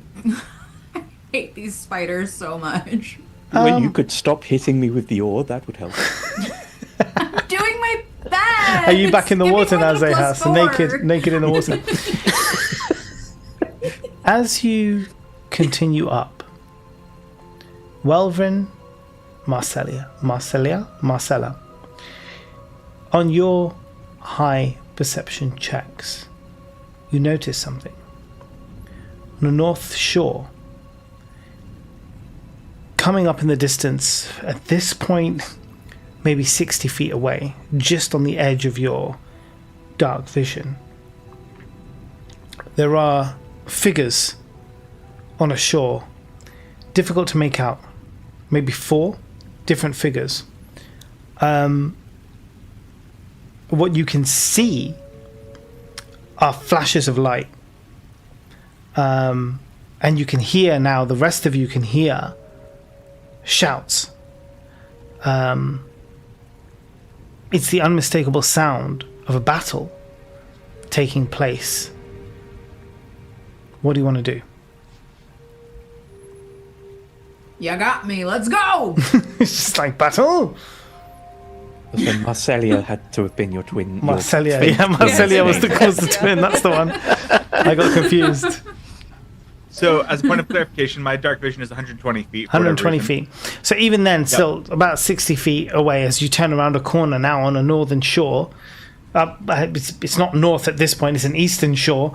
But basically, from when you're facing the boat, it's the top end of you, right? So, yeah. Can I make out species or anything? Roll. We'll give you another. You're looking for something very specific. I'll let you have another perception check. And if there are spiders around us, what's her nuts okay. already knows that we're here. Yeah, I mean, she knows that we're here, so that's kind of a moot point. I'm using Dark One's Own Luck for a 23. On a 23, what you notice as the figures who are fighting, you see there is definitely 4. One in the center is surrounded by 3. As the boat slightly moves and one of them moves out to make their attack, through the gap now that's caused between them, in the middle, you see none other than your revenant friend Haleth, aka Keith, being attacked by 3 what looks to be like hags on this sea coast. I start rowing much faster. You don't see shit. I'm gonna send Does he off. tell me? Let's Eldritch find out. Blast. You're gonna do what? Sorry. Send off Eldritch Blast. Okay. What's the distance? Eldritch Blast. 120 feet. 120 I'm feet. good there. Okay. Yep. I go, holy shit, Welvrin, what the fuck? Why? Okay. Hold on a second. And I don't have the exact distances on this map. Well, God is buffering. Haleth is over there being attacked. I hope. Keith. Okay. I will put a map on here for you guys. When you say hags, 3 hags. yeah, hags or because hags are no joke. Yeah. Hags. Oh dear. Yeah. This isn't a joke. But it's Keith, guys. Let me It's Keith. see if I can share He knew this this would happen. with you guys. Hold on a second. So this is going to be a bit weird as I attempt this, and it's going to mess up everything. But then I'll put it back again in a minute. You need the additional camera. Where is the additional camera? Keith reminds me of the dog that I used to love so Aw. dearly until it went to live upstate. So this is just going to be a bit weird for a second, but then it'll be the right camera in a minute. That's me. There you go. Right. Do you guys see it? In Zoom? Okay, brilliant. So obviously this is the distance. It's much further because you're just like 60 feet away from them, right? And these are obviously 5 feet squares. So you're way off the map. I've just put you here for now. And I need to stop that from zooming in and out because it's bugging the shit out of me. Do not autofocus. Thank you. Thank you. Okay, so with this, and you send off an Eldritch Blast. So you've got 1, 2, 3 hags, and Keith is here in the middle. Okay. Yep. I'm gonna go left and right. Okay, this one and this one. All right, give me a second then. Yes. Let me pull this up here. Okay, so you're coming in. You're going left and right. Okay, so let's. Yep. I'm just doing it here as well. Brilliant. And I'm not as scared as CG because I don't know what a hag is. Yeah, of course. So This is going to be my next question. Do any of us know anything Yeah, about would I know? Would Snickle know, I guess? in particular about what they... Well, I'm not going to say because it... Feed metagaming. Well, most figuring it out, like, what's the last we know of Keith? Was he just in that pit or something else? No, we saved him from the pit, and he traveled with us for a little bit, and then... Didn't I cast Dark Vision on him and be like, good luck, buddy? And we so kind of sent him down. So the thing was, remember, Keith was a member of the Fine Fellows of Daggerford, the adventuring group. They double-crossed him and left him to die. He became a revenant and now is bent on revenge against them. So he went down to the second level and then third level to search for these members so he would exact his vengeance upon them and kill them. And that's what he's doing. Yeah, and we encountered one of the guys who was a total dick, and so we beat the shit out of him and then stole all his shit and then left him for dead. You actually encountered a bunch of them. You encountered the dwarf. Yep. You encountered that dickhead, and you encountered the woman as well, the one that Anna played that time as well. Yeah. So you actually encountered all members of the Daggerford adventuring group. But I don't believe you killed any of them. The dwarf was cool, but yeah. Was the dwarf the one shapeshifting, or was that another dwarf? the dwarf was the one that was chained up in the goblin camp. Oh, chained up. The by gimp outfit. Yeah, that guy. The one I gave a beard and or something. Yeah, you gave him a moss beard. Beard. So okay, so in what I need you to do, I know you're going to do that, and you can do that, but as you are going in for the battle, I'm going to need you to roll initiative, everybody. 14. Okay. So, Oh no, sorry. 16. 16. Natural 1 plus 5. So 6. Anyone else? I also got a 6. 6. I did too. 17 plus something, but I'm just trying to find my character sheet amongst a bunch of tabs. 20. Dirty I 20. think this calls for a thunder move that involves Stickle. I agree. Now So we just gotta think of one. I will do the Eldritch Blast for Welvin as he's doing it, kind of like out of away, and then there's no way for them to react in any way, right? It's just going to happen. After that, we will go into combat initiative. So you're going to go for the left and right hags. What I need you then is just to do the attack. Yes, it's just attack, right? Yep. Go for it. So first attack is a 22, That will hit. and second attack is 25. Okay, both are going to hit. And then for damage, on the first attack we have 13, Okay.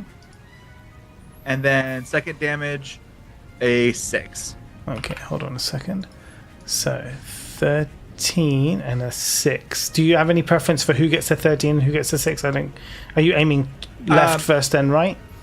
Left first, then right. Okay. Yeah. All right, So that's fine. We'll run it like that, and then I want to make sure that we are going with the repelling blast. Yep. So they're push going to those knock them back suckers 10 feet. Is that 10 right? feet. Yep. Okay. So let's knock these guys back. So that one's getting knocked back just off the map. Well, let's move them a little bit forward so we can actually knock them off the map, shall we? Oh, not off the map. So that one's at 10 feet and that one goes 10 feet. Okay. So one in front, Keith, these guys. The next person to have a turn is going to be Zehas. Now, Zehas, remember that you are 60 feet away at this point. Turn on the turbojet. Yeah, I guess that probably Start makes sense. tooting. Actually, I will propel us. Yeah. So I will use my turn to aid in propelling us. So let's make that turn be the movement of the party then, because you are basically moving. And how many you can move? 5 feet, right? You shape water 5 You feet. can manipulate water 5 feet in any direction. Yeah, well, I will say in addition to Thundara and Marcella's rowing, which I'm assuming are going to be your actions, Marcia and Thundara. Yeah. In your turns, you're basically going to double your thing for movement, right? In which case, Zehas, I would allow for you to have, in the same way, basically double. I know you can't really double, but we'll allow it to move 10 feet of water instead of 5 to kind of help. But they're going to be doing double their, effectively, movement. So we can get you from, in this turn, we can get you from 60 feet to 30 feet. If that makes sense. Yep. And then on the next turn, the whole party will be able to get even closer. So now, from I'd say, as we going into the next person's turn, you will be 30 feet away. But that's you done, and now the two hags are going to have their turn. You can't, from this distance, but the sounds of the battle and pain and all the rest of it, you cannot tell what they're doing, but all of their focus is based on Keith at the moment. And so you can see Keith getting battered, but let's see if they actually hit Keith or not. So one does strike Keith with a spell. You can't tell what the spell is, but he gets damaged. The other one, you can see kind of like flies wide. But this guy, maybe who got pushed back, is disoriented, messes up the attack. Keith will go, but first Welvrin actually gets another shot. You're muted, buddy. I'm gonna cast Fairy Fire on their location. Okay. And so we can try to get some advantage on attacks with them. So they get a saving throw.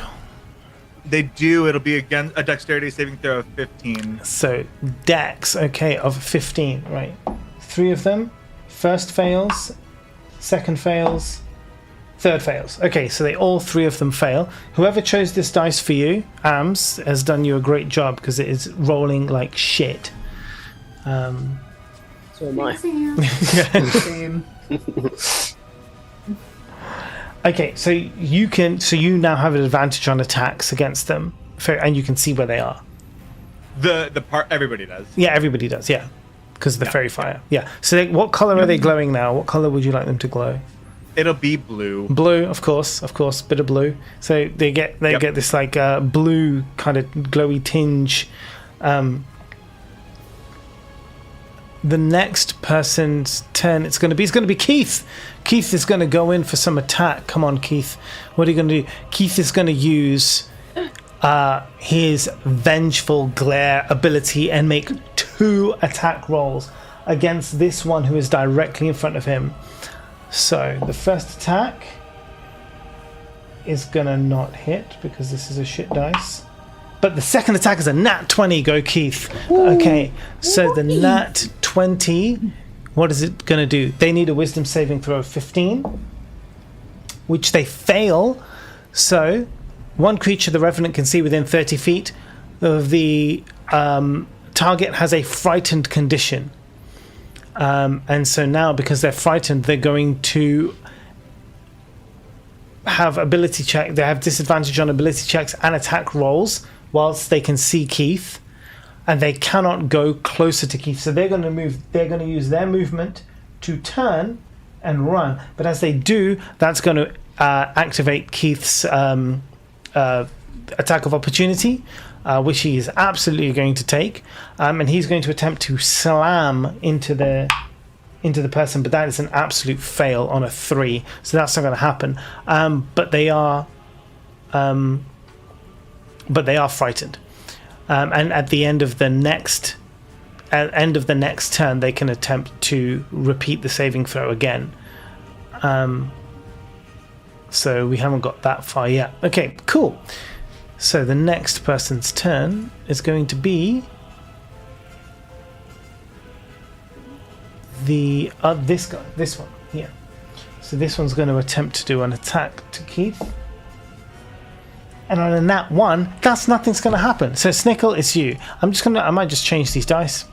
I might change these dice so that these that's No, Oh, you can't change. Okay, I won't change. That's fine. It's what's decided is decided. I cannot change the dice. So, are we in that part of the map? You are 30. Yeah, you're about 30 feet. Realistically, so you're pretty much here, effectively, in a boat. Alright.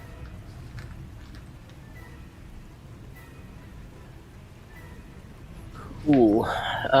Which one of them looks the least, I guess, disoriented or more likely to attack Keith? Well, this one, currently, this one has a disadvantage on attacks and stuff. So this one's the least likely to do anything because they're scared right now. What about the other two?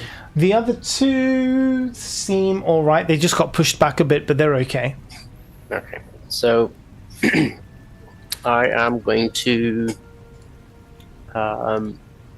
use my Hunter's Mark on the one at the top, which have 90 feet range anyway, so it should be fine. Okay, 1 second, hold on. I'm just And going to start this focus. There we go. Would reveal any vulnerabilities and stuff, like resistances and stuff. Okay, so on this one, The highest one. this one here. Okay, Yes. you are going to do Hunter's Mark, reveal any vulnerabilities, Resistances. any resistances. Okay, they are resistant to cold and fire. They are immune to being charmed, but they have no vulnerabilities. Right, cool. I guess free action, I can relay that. No cold, no fire on them. And don't. Yeah, don't try to charm them. Looking at don't. Thundara. No sexy time talk or whatever. Oh, darn. Okay, so that gives 1d6 force, and I'm just gonna shoot that one, which Yeah, I've marked. the one you marked, for- okay, With that's my short bow twice. I think that means they're not hags, because hags are resistant to any non-magical damage as well. Yeah, this doesn't have that. These are night hags. Not hags. A specialty in the Underdark. And they're Well, medium Undermountain. size, I guess, right? Yeah, medium-sized creatures. Okay, my usual things. It's already damaged from Welvrin. Yes, it has been damaged by Welvrin, yes. Alright, cool. Everything applies. So let's roll a +10 for the first attack. 26 to hit. Yeah, that's good. Okay, so I'm gonna use my Fury of the Small. That gives you 3 damage already. Yeah. I'm gonna use Colossus Slayer, which is 1d8 once per round. Ooh, 8 damage there. Great. 8 damage. Yep. Okay. And 1d6 plus 5, 2 plus 5, 7. And 1d6 again for Hunter's Mark. So 7, and then another... Hunter's Mark is just 2 extra force damage, if that makes a difference. That was my first attack. The Yep. second one will just be straight up roll the modifier, which which is not that. Is a d6 again. D6 plus 5. 6 plus 5, 11 Damage. damage. Nice. That's it. Brilliant. So you see Pew, pew, pew. these arrows kind of like boom, boom, boom, into this night hag who she now kind of like properly kind of sees you. You guys are much closer now, screaming in pain as these arrows impale her. The next turn belongs to Marcy. That's me. That is you. I'm gonna use my elemental burst, and I'm not gonna use cold like I usually do. I'm gonna switch it up to acid since I know that they. You're a bit quiet, Kim. Sorry. I want to use my elemental burst, please. Yeah, of course you can. And I'm gonna switch it up from cold to acid, Yep. knowing that they don't they don't mind the cold. So what's the distance on the elemental burst? 120 feet. Beautiful. Who are you going to go for? It says each creature within a 20-foot radius sphere. So would I be able to get the back two potentially in it? 5, 10, 15. I mean, you would. It's in a sphere, not coming from you, so you can launch it anywhere, and then it basically goes out into a sphere, right? Yeah, I mean that's It says as a magic action, cause each creature in a 20-foot radius sphere within 120 Yep. feet of you to make a DC 13 Dex saving throw. 30. So they have to do a dex saving throw of 13. Mm-hmm. Okay, let's do it. Are you just getting the back two? Yeah, just the back two. Well, I don't want to hit Keith, right? Yeah. So one saves and one fails. Okay. 1, 4, 6, 7, 8. That wasn't a whole lot, was it? 8 damage. 8 damage total, so one of them takes 8, one of them takes 4. Okay, cool. That's shit! Well, this one was the one who saved, and this one was the one who didn't save. So I'll do those damages now. So 8 and a 4. I mean, it's better than nothing. Like, you're doing it from a distance. You're on a fucking boat, and as a monk, you did damage like from a boat. Like, come on, you give yourself some credit. No. You're a hand-to-hand combat fighter, right? And you, from 30 feet away on a fucking boat, you're able to like damage these hags. That's some pretty impressive shit. Don't sell yourself short, Marcella. Thanks. It's a 3d8, and I did the total of one of those dice. That's okay. It's I guess it's the payback for Snickle not getting all the 10d6s of damage they could have had. Okay, Thandara, you're up next.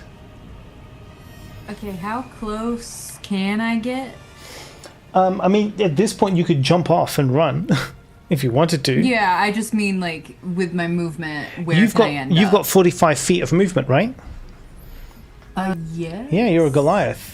Yeah. 45 feet of movement, so I mean, you could easily get to this person. If you jump off the Okay. boat, and you can get right up in their grill. So let me know if I can't do any of this or any part of this. I want to rage because that's my Keith, that's my baby. Yeah, of course. And then I would like to reckless attack and using my great axe. I'm trying to position you so it looks like you're literally going to smash them down on the head with the great axe. I wanna go for just a real hefty swing. Okay, so with rage, right what in do the you get?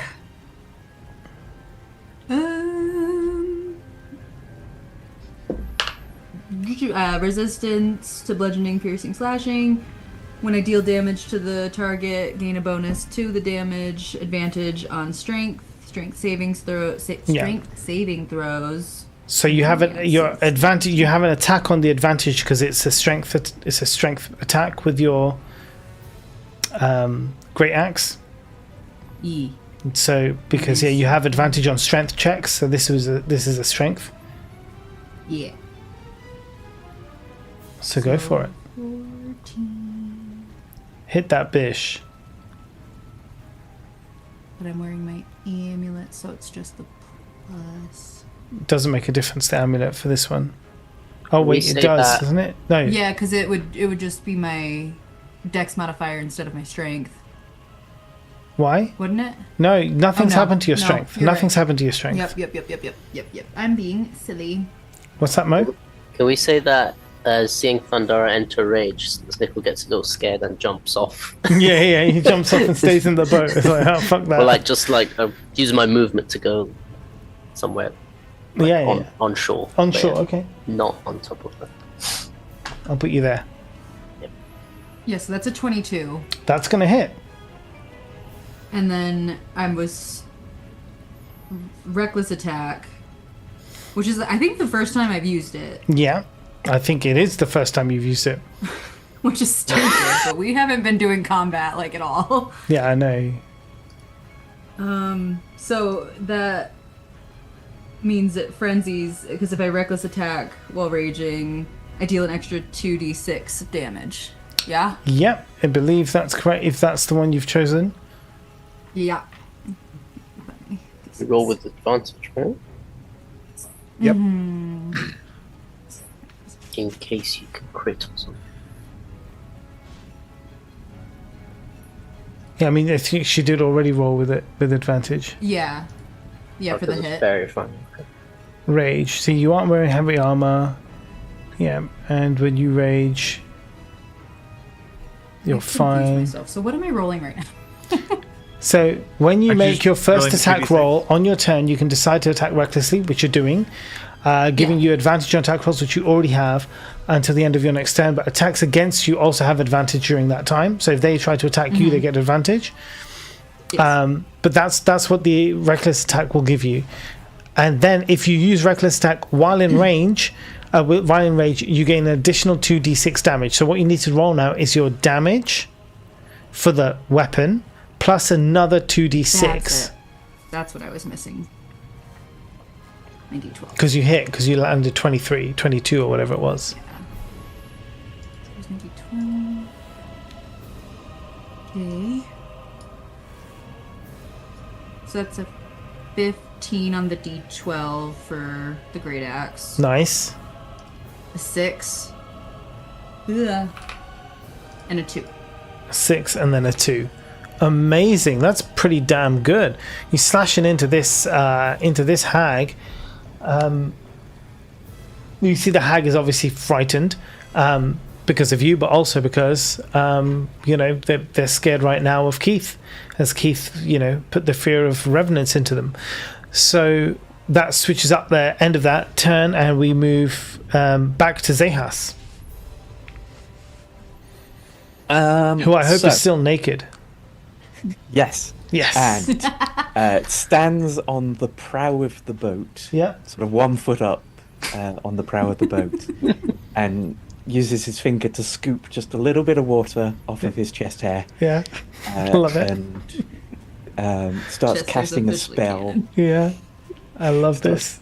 Casting a spell where the water, you kind of see, you know how water tension, you can kind of see it? You see it kind of stretching and growing somehow between his fingers. Is your penis growing the same way at the same time as the water? Because that's Potential what organs in view. Why not for the fan art? Yeah. And it says the magical incantation for this spell, sploosh turds, and a giant tidal wave of water crashes over the two at the back. Oh, amazing! And it misses Keith somehow. Yeah. Yep, because Beautiful. I can position it. They need to both make a dexterity saving throw, please. Against what number? 16. Whoa. Well, the first one rolled a 19, so that saves. The second one rolled a 14 plus 2, 16. So it saves. Now they start Tie goes rolling to well. the player. Oh, tie goes to the player on a saving throw? Okay, let's do it then. So one saves, one fails. So the one who fails is prone now. And I need to do some maths. Math me, bitch. Oh, these are good rolls.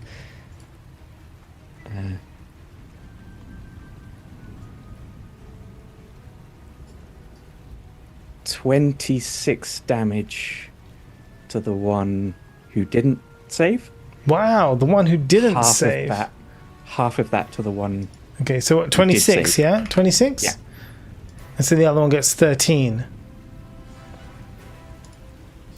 God damn, that's good. Okay.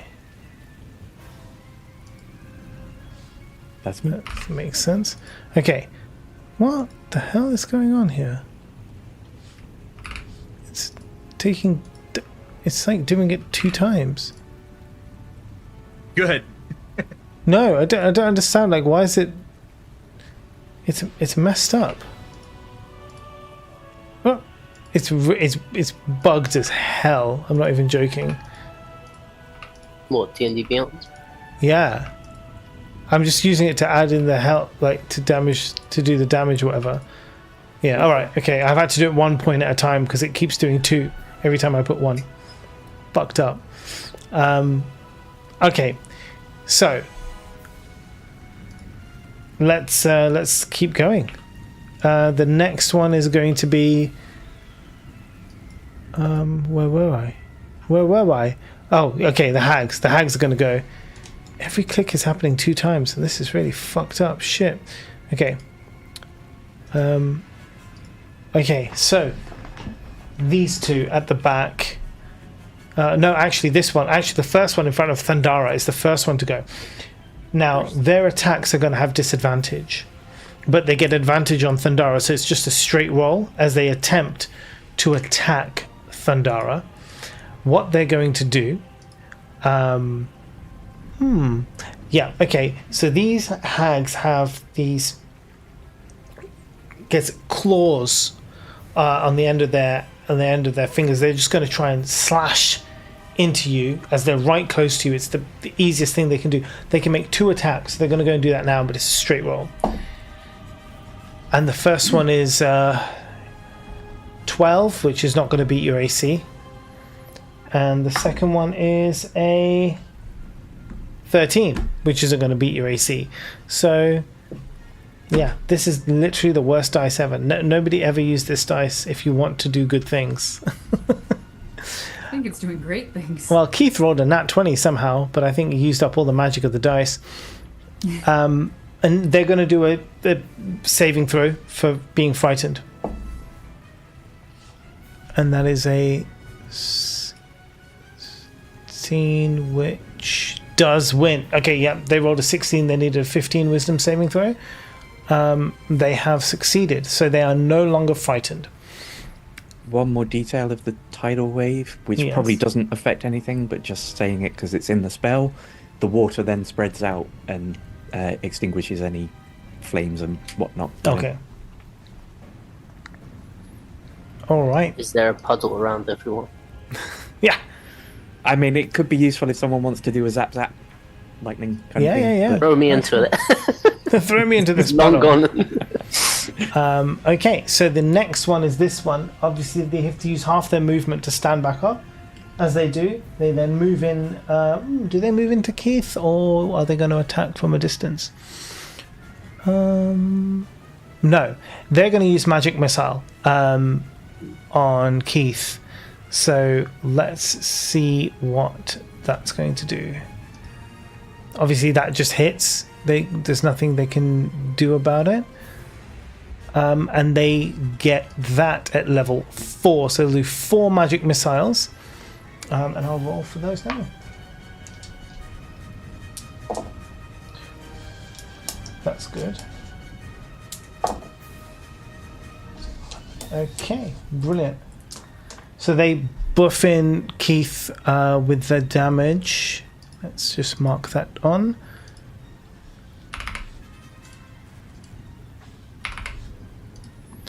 Keith, at this point, given the existing kind of nature of the battle, for those who are Thundara, you're the closest one looking over kind of the shoulder of this hag that's there. You can see Keith is looking pretty battered, even as a revenant. So just keep that in mind. We'll move to Welvrin. I'm going to cast Summon Fae in between Keith and the one on the right. Okay. And so they'll take their turn directly after me, and I'll just direct them to, dispatch the hags. So you want them, just here? Is that way? Or here? Down one square. Oh, just here. Nope. To the right of Keith. Yep. Yeah. That one. Yep. To the right of Yep. Keith. Okay. I'll put in Callie's little figure. She can be your Fae. All right. So she's here in spirit now. And it will just for the record will be a Trixie mood, which as a bonus action they'll fill a 10-foot cube within 5 feet of it with magical darkness, which lasts till the end of the next turn. Okay. So within 10 feet. So, okay. Yeah. So that's on their turn. So that is what I'm going to do, and I'm going to stay where I am Okay. On the boat. on the boat, Okay. Brilliant. and then Yeah. then Fae turn. Yeah. Okay. So what's the Fae going to do? So the Fae is going to multi-attack with their blade, and so they get 2 attacks on the hag. Mm-hmm. So let's see. First one is I get advantage. All right. So that is a 19 to hit That's going to hit. on Yeah. the first attack. Okay. And then second one is a natural 20. Whoa. So 27. Damn. And then attack is gonna be, so we'll roll the first attack first. So the first attack is 12, Whoa. Okay. 12 damage. Yeah. and then doubling that damage for the crit. Let's see, we've got, how do I want to do that?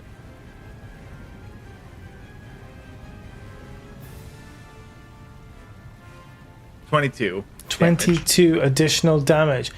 God damn, that's a good attack. Yeah. And then I will just plop darkness in their square. Okay, so they basically in darkness now. Yeah. Yeah, magical darkness. It's just a 5, literally just that one square. Yeah, just a 10-foot cube. Yep. Okay, cool. All right. So then after you, we 10-foot have cube, 4 squares. in this case, Not on this. in this one, it is We're- 10 foot. These are 5. Each one of these are 5. Oh, okay. Yeah. Then yeah. So just like around here, or I guess 4 wherever. Okay. Yeah, I mean, basically, I just want to cover them up. They'll get out of it, but Yeah. So it's now Keith's turn. Keith kind of like now sees you all come in. He's like, "Way!" Waves to you guys, being like, "My friends," sort of, and then turns around and goes to attack that one. Now that one's being handled, Keith's going to go after this one and going to do the Keith attacks. So let's see what the Keith attacks are going to be. Let's do 2 slam attacks. Ooh, 13 plus a 7. That's going to hit. So the first one's going to hit, and the second one is a 19 plus a 7. So that one's going to hit too. So let's do some damage. Keith is going to get some necrotic damage in here. Finally, he's going to do something. I put all my d6s away, didn't I? He needs to do d6 damage. Let's go grab them back again. There's one. There's the other one. This is why you need so many dice as a DM. when you have to do 10d6 of damage. Oh, that's a 6 on that one, and I think, and that's a 9 damage. Let's give the thing 9 damage. So that is this one here, 9 damage. So he slams it in twice with his attack. That's all that happens to them. Keith is basically staying on this target, not going to move from here. I just want to see if he can do anything else. Oh, he actually does have a bonus action that he will use. The Revenant can curse one creature it can see within 30 feet of itself. They know the distance and direction of the cursed target, even if it's on a different plane of existence. The curse ends on the target if the Revenant uses his bonus action on a different creature. So it's going to use this one on this guy for now, and then we'll see what happens in the next attack. Okay, so Keith is over, so it is going to move to that one that attacked him, so it's going to go back to an attack now in close combat. They're going to cast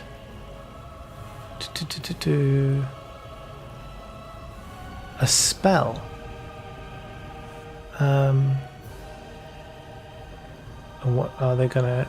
Yes, okay, this is it. Still cast the Phantasmal Killer. You tap into the nightmares of a creature you can see within range and create an illusion of its deepest fears visible only to that creature. The target makes a wisdom saving throw. On a failed save, the target takes 4d10 psychic damage and has disadvantage on ability checks and attack rolls for the duration. On a successful save, the target takes half as much damage and the spell ends. So, Keith... Which one is casting? This one here. Right. So Keith is going to do a saving throw first to see what happens. So he has to do a wisdom saving throw, which is a 2, so it fails, and it's going to take 4d10 of... God damn it, Ams. Damage. So that is a 10 plus a 3, so 13, 14, 15, plus another 5, 20 damage, and additionally now has disadvantage on ability checks and attack rolls for a minute. So it'll just be straight rolls because they would otherwise have advantage. Yes, because of the fairy fire. So poor Keith is going to take a hit. Keith, for anyone who's interested, is looking pretty shit. I'm not going to lie to you. Pretty shit. And right now his brain's like got the worst migraine from hell. And he's screaming because he's like seeing his like nightmares come true. He's basically reliving that moment where all of his closest companions threw him in a pit and left him for dead. Can I even heal him? Like, he's a revenant. Is he technically undead? If I cast a healing spell on him, it'll actually damage him. I don't know. That's an excellent question. But I wouldn't worry too much because revenants have regeneration, so they regain 10 hit points at the start of every one of their turns. And also, if he hasn't acted out his vengeance, if he dies, he just comes back, right? So, but you know that. You don't know that. Yeah, CG knows that. CG knows that, but... So it doesn't matter. But yes, I don't know what Zehas would do with that information. I'm probably unsure if I heal this undead. Like, should I throw poison at it? Like, what do I do? Okay, so with the Revenant with the Hag having had its turn, it moves to Snickle. Hey, Snickle is going to, seeing how Thundara is raging and being reckless. I'm gonna walk right behind her, so to the left of her. That should be, that's fine. Touch as high as I can reach, which would probably be her butt. Yeah. Hey, and cast Bark Skin as a bonus action. Oh, nice. Bark butt. Yeah.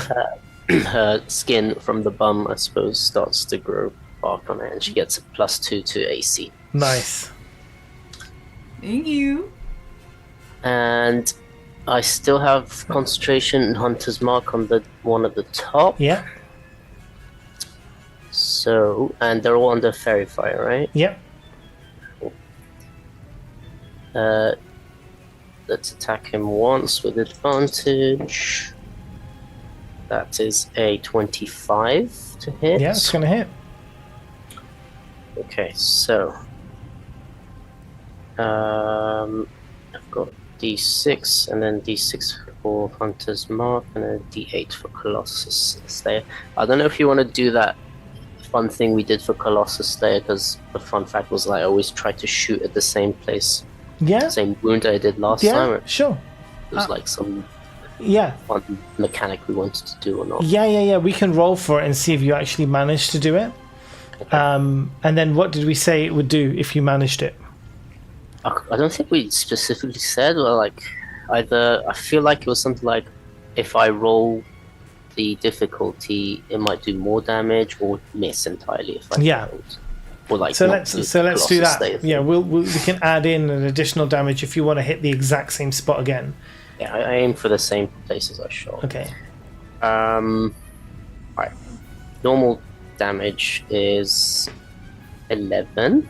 Okay. 6 plus 5. Hunter's Mark is 5. 5. Got it. Colossus Slayer, what shall I roll? Okay. So what's the normal Colossus Slayer? What would that normally? 1d8. A 1d8. Okay.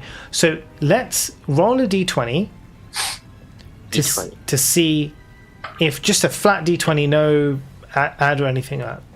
Just 11. 11. So I would say that's going to miss. So then you don't get the Colossus Slayer. But if you did, I would let you roll 2 d8s. Okay. Right? So in this case, I'd say no, because that wouldn't even pass. That wouldn't even hit their AC. Right? Yeah. But if you hit their AC, then I'll be like, well, roll double, right? Because you're going to hit the exact same place again, which was already in pain. And that makes it more fun. But in this case, you then lose that. But that's fine. You did lots of other damage. I add +3 for Fury Small again. Yep. And second attack is also with advantage anyway. Let's do that one. See if it hits. Oh, nat 20. Oh, damn. Advantage nat 20. So I roll the damage dice twice, right? Yeah. All damage dice twice. Including Hunter's Mark. All damage dice twice. And there's no Colossus there anymore. Okay, fine. Alright, normal. 3 plus 5, 8 plus 5, 13. So you don't add that +5 again, right? No, this is still part of my second attack. Yeah. But when you roll the damage dice 2 times, you don't add the modifier. Yeah, 8 on the dice plus 5. +5, yeah. Just once. Yeah, that's right. And Hunter's Mark just rolled twice. Yeah. With us critical. 7 total. 7 total. And Nice. that's all the damage. That's I do. all of the damage. Incredible. I love it. That one is still standing, but you can see now, barely. You have really fucked this one up. Do you want to move anywhere, or are you happy where you are on the... I've moved next Yeah, to Thunder. I'll be like right behind it, like sort of covering, Yeah. taking cover behind it. Yeah, I okay, suppose. that's fine. Not within Yeah. sight, but yeah. Marcy. I am going to use my Step of the Wind bonus action to dash over to the right of Keith and like in front of to the right of Keith, and then that's also in front of, I don't know, maybe The darkness, if you're I pointing think. that way as your right, then sorry. in front of Keith. Oh, you mean like over there? Or... Oh, like, hold on. Do you mean here? Yes. There we go. Perfect. And I'm just gonna use. So that was your my- bonus action? Yeah, I'm just gonna use my actions, my regular actions to use my okie dokie. Okay, so let's roll for the attack. You get 2 attacks, right? Yeah. And you've used bonus action, so let's go with the attacks. 15 plus 6. That's gonna hit. So that's 21. And nice. 8 plus 3 plus my 1 from my Elven Oak. Okay, so what was that damage, sorry? 12. 12 damage. Damn, this hag is now like on its last legs, literally. I got 20. What? Amazing. So Yeah. I roll the dice twice, but I don't get like the plus 3. Yeah, you don't get the or plus 3. plus 1. Yeah. So 5 and 8. 8. Math. 12, 14, 15. What did I just say? Don't tell me. 8 plus 6, 12, 14, 15, 16, 17. 17 in total. I mean, it's dead. Okay. It's dead. It's gone. You have battered it Well, it's dead. to shit. Yeah. This is what I should have did to begin with. It is gone from existence. Nice. Okay. How does it die, Mo? Does it screech? Um, Wail? oh yeah, that's a good point. How does it die? That's a nice one. Maybe as it its claws kind of grip together like this as it falls. How are you hitting it, Marcy? How are you gonna? What's that killing blow? I'm just gonna whack it in its head. Just in its head. Yeah. Yeah. Okay. So you, Rafiki style. yeah, Rafiki style. Bonk. Bad. Well, in that, if you're gonna just bonk it on the head, I'm gonna say like that was a nat 20 bonk on the head, so you hear it as the okie dokie comes out. Remember, okie dokie is a magically imbued stick now, right? And as the okie dokie comes down on nat 20 on that skull, everyone in that whole vicinity hears the crack as her skull just shatters under her skin, the skull. Under the skin, so you just see her skin kind of like flop inwards as that whole skull piece shatters and her whole head just caves in and her face droops and she drops dead on the floor. And Nora how is starts Welbrin's cheering. therapy holding up right now? Is it I was still literally good? just about to say, It's unlike okay. Non-lethal you, on? I started therapy with Nice. Dr. Professor Welbrin. Dr. Professor, Mr. Dr. Professor to you. Okay, that was sick. Cool. All right, let's move on to Thundara. Hello. Okay. So they're resistant to, it was fire, ice, and what? Fire and cold and being charmed. Charmed. So I'm thinking I want to cast. Although, how is one in front of me looking? It is looking pretty solid. It's pretty solid. Okay.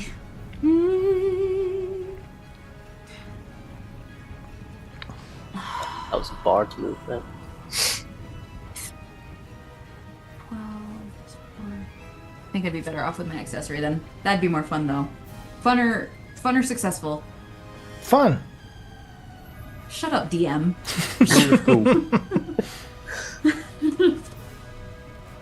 Nah, I'm gonna do it. Where's Keith? Keith is over here next to Marcy. Safe. He's safe. Well, yeah, I mean, this person's in darkness, covered by that person, also covered by Okay. Marcy, and this person's got you. Oh, okay. That's fine then.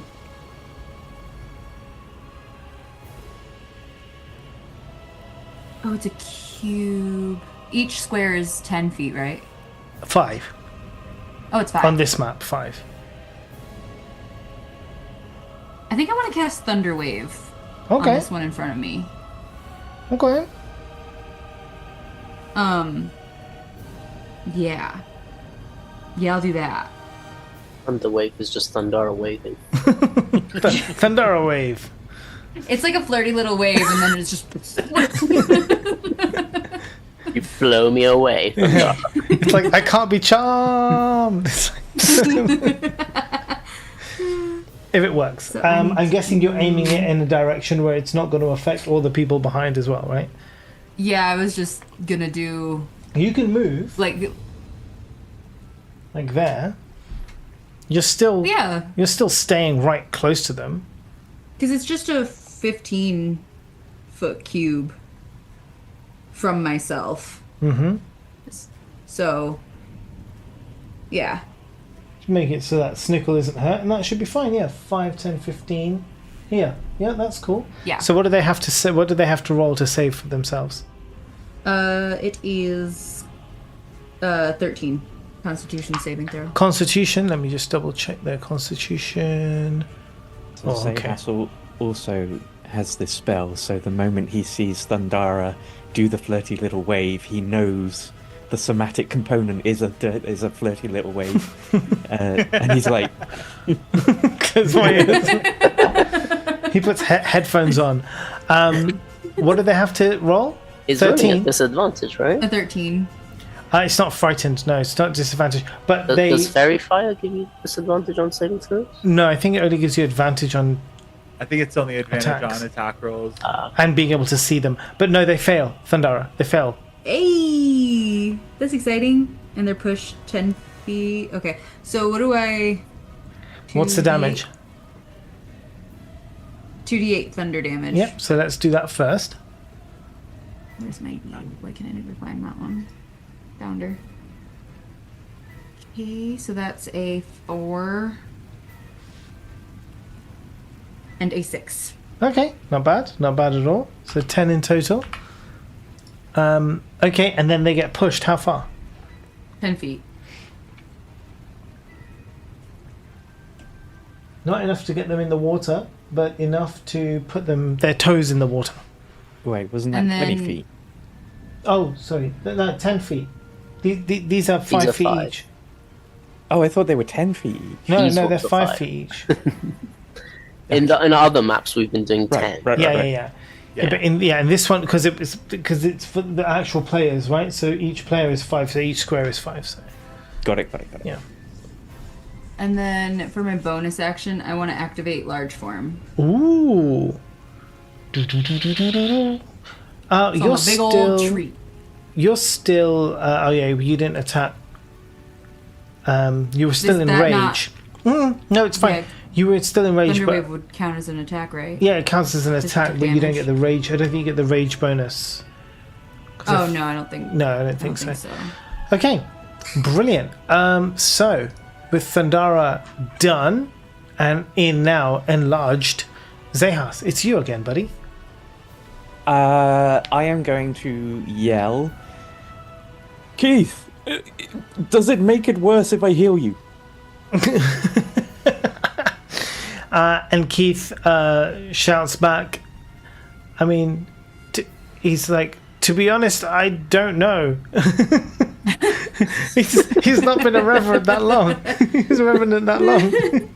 He's like, I don't know, but I seem to be okay. Let's give it the good old college try. And I will do a healing word Yeah. for 8 health, not a lot. Yeah. He gets 8 health. Okay, good. He heals. He's like, now I know. I don't know if taking a healing potion would work, but magical healing works. It's a different kind of thing, right? So, Somebody tell Keith to crawl over to Welvrin. Get out of there. okay. So, whose turn is it now? Bam, bam, bam. Zayhas, are you moving or are you good where you are? I quite like holding the captain's position on this boat, like with my foot up on the prow. Yeah, naked. Nice breeze. Yeah, got the chub on. It's good times. Okay. So we move over to Thundara. Your hag is going to cast the Phantasmal Killer. You're going to have to do a wisdom saving throw for me. How do I do that again? Is it just D20? D20, and it'll say on your wisdom, it'll say what your saving throw number is. Oh, that's right. Wisdom saving in the saving throw section, not just the wisdom. Plus. Yeah. Okay, so that is a 17. So a 17 will pass, but they'll still do the damage. You just take half the damage. As they Reaction! do. What's your reaction? Storm's Thunder. But that's after the attack. That's fine, Yeah, that's fine. You can do the. but it's gonna happen. Okay. We have this conversation every 6. time. I know. 6, 9, so 9, 18. So you're going to take 9 damage of psychic. But you don't have disadvantage on ability checks or attack rolls because you saved. What is your reaction? Storm's Thunder? Storm's Thunder! Which means? When I take damage from a creature within 60 feet, I deal 1d8 thunder damage to that creature. Okay, go for it.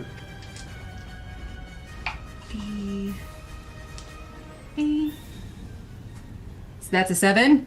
Oh, nice. That's pretty damn good. 7 thunder damage. With Keith! Stunning. Okay. Yeah, not with Keith. No one fucks with Keith. Okay, brilliant. So, I forgot. you're there. That's all good. Are you moving anywhere? Are you good?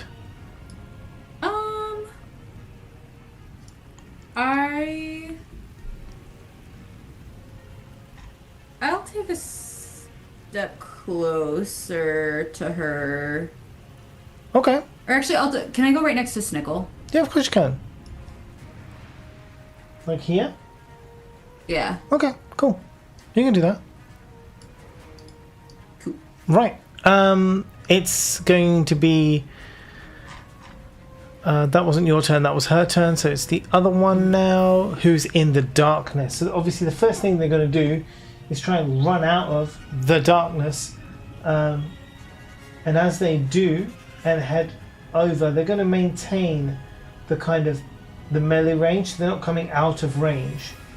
They're going to go around the Fae, still maintaining within melee range. They're not moving How would out they of know range. to? They can't see. Huh? Well, no, the darkness is only in this area here. Well, I thought that I went after the first hag. Which one? Did our initiative order? I thought that after the hag that just went, it was my turn for initiative. Was it no? not? After this one, it's your turn. Oh, okay. Yeah, Okay. after the darkness was only in their square.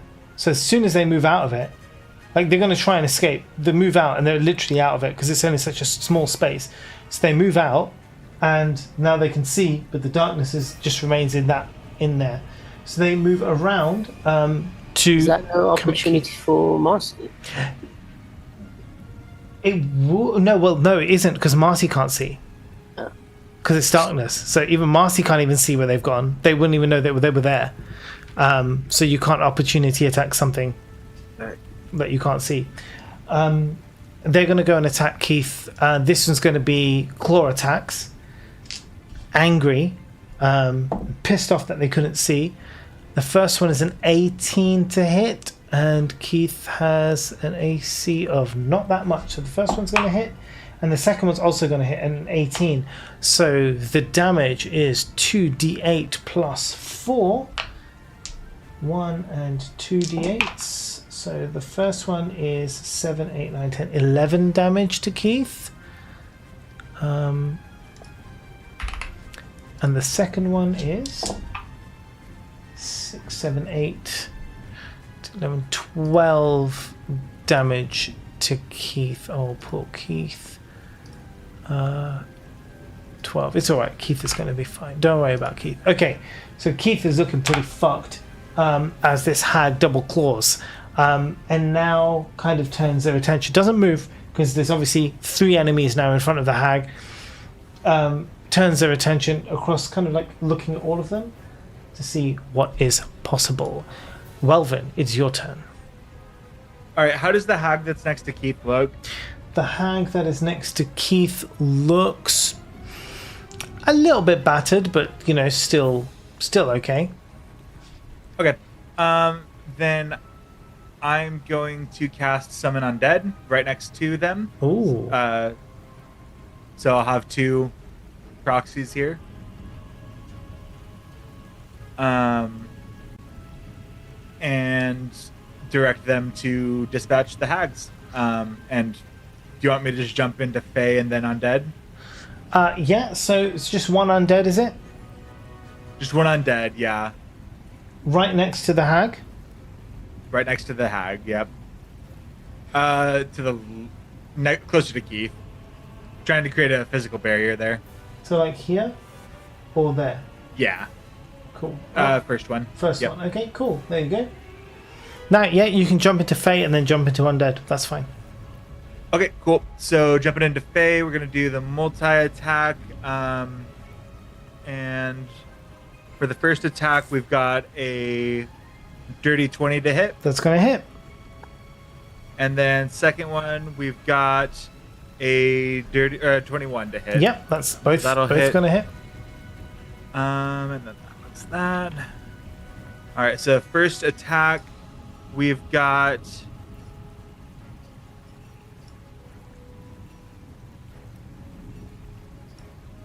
16 damage on the Yep. first attack. Nice. And then on the second one, 14 damage on the second attack. Ooh, damn, that's good. Okay. Now, where she was looking all right, she's now looking ropey. Okay, and then we'll jump into the Undead? undead. Yeah, and for them, they'll be ghostly, and we'll do the deathly touch. And that one for, let's see. And it's going to be a multi-attack as well. So the first one is a 19 to hit. Yeah, that's going to hit. And then the second one is it's going to hit. It's Yeah. 20 something. Good. Okay. So that's that. And then, so 14 damage. Oof, in total? No, for the first attack. Damn. And then the second one is a 12 damage. How do you want to do this? Well, Deathly Touch doesn't give me any flavor, so I don't know what. I mean, you can still make something up. Yeah, let's gouge eyes. That's fun. Gouge eyes. Okay, cool. Pop them like That's cherry fun. tomatoes, you know. Yeah. So the first deathly touch basically, I guess, gets their attention, turns around to face this creature, and as they turn around, the second deathly touch is just going to be. Literally, like already reaching for them, and they The turn around. It's like, mountain oh, it's in your from Game of eyes now. Thrones. So it's like, And then, so that one's dead. Yeah. I'm presuming. So then with that, I will have the ghost move over to the remaining hag. Yep. very good. Keith is up. Keith is instantly going to heal some points because that's Keith's magic powers. Okay. And Keith is like, I feel fine, everybody. I feel fine. And he's going to come up and, I guess, He's do the just such a same. rock star. He's going to come. Yeah, he can move that far, and he's going to be like, well, fuck these assholes. What's he going to do? What's he going to do? He has not cursed this target. He's going to curse this target now and do Vengeful Glare. And the Vengeful Glare, they had a DC save throw of 15. They rolled a 2. So they're now frightened, which is fine. And makes 2 slam attacks. And now is also paralyzed because they had the Vow of the Vengeance. So they basically have a speed of 0. saving throws automatically fail if it's strength or dexterity, and attack rolls have advantage. So now it's going to use its 2 slam attacks with advantage, which, I mean, it already got advantage anyway, but now it can have more advantage. Let's roll these dice, baby, and see what happens. That's a d20, that's a d20. So the first one's a nat 20, and the second one's going to be a 15 plus 7, so both are going to hit. One's going to be a nat 20, 2d6 plus 4, so that's 8 plus 7, 15 for the first. Not great, but it's okay. So where are you, little stupid hag? And then the other attack also hit. That's going to do 8, 9, 10, 11, 12 damage. Okay, so this thing is looking... it's still there, but now it's kind of looking a little bit... not brilliant, but Keith is right between you, Thundara, and the hag, just so you're aware. Keith is going to stay where he is. Snickle, it's up to you, buddy. Points. Is he looking much damaged, this guy, or not? Yeah, I mean, after that attack is looking more damaged than they were. Alright, I'm gonna, while I'm still got concentration on Hunter's Mark, I can for free transfer it to this hag down here. Yep. So like the flavour of it was, I've got a seed that grows from inside them. I'm gonna aim it through her heart. Nice. And it grows roots or whatever to damage them. Fairy Fire is still on. Yeah, Fairy Fire's still on. Let's roll with advantage I haven't lost for that. a short bow attack. For 25 to hit. Gonna hit.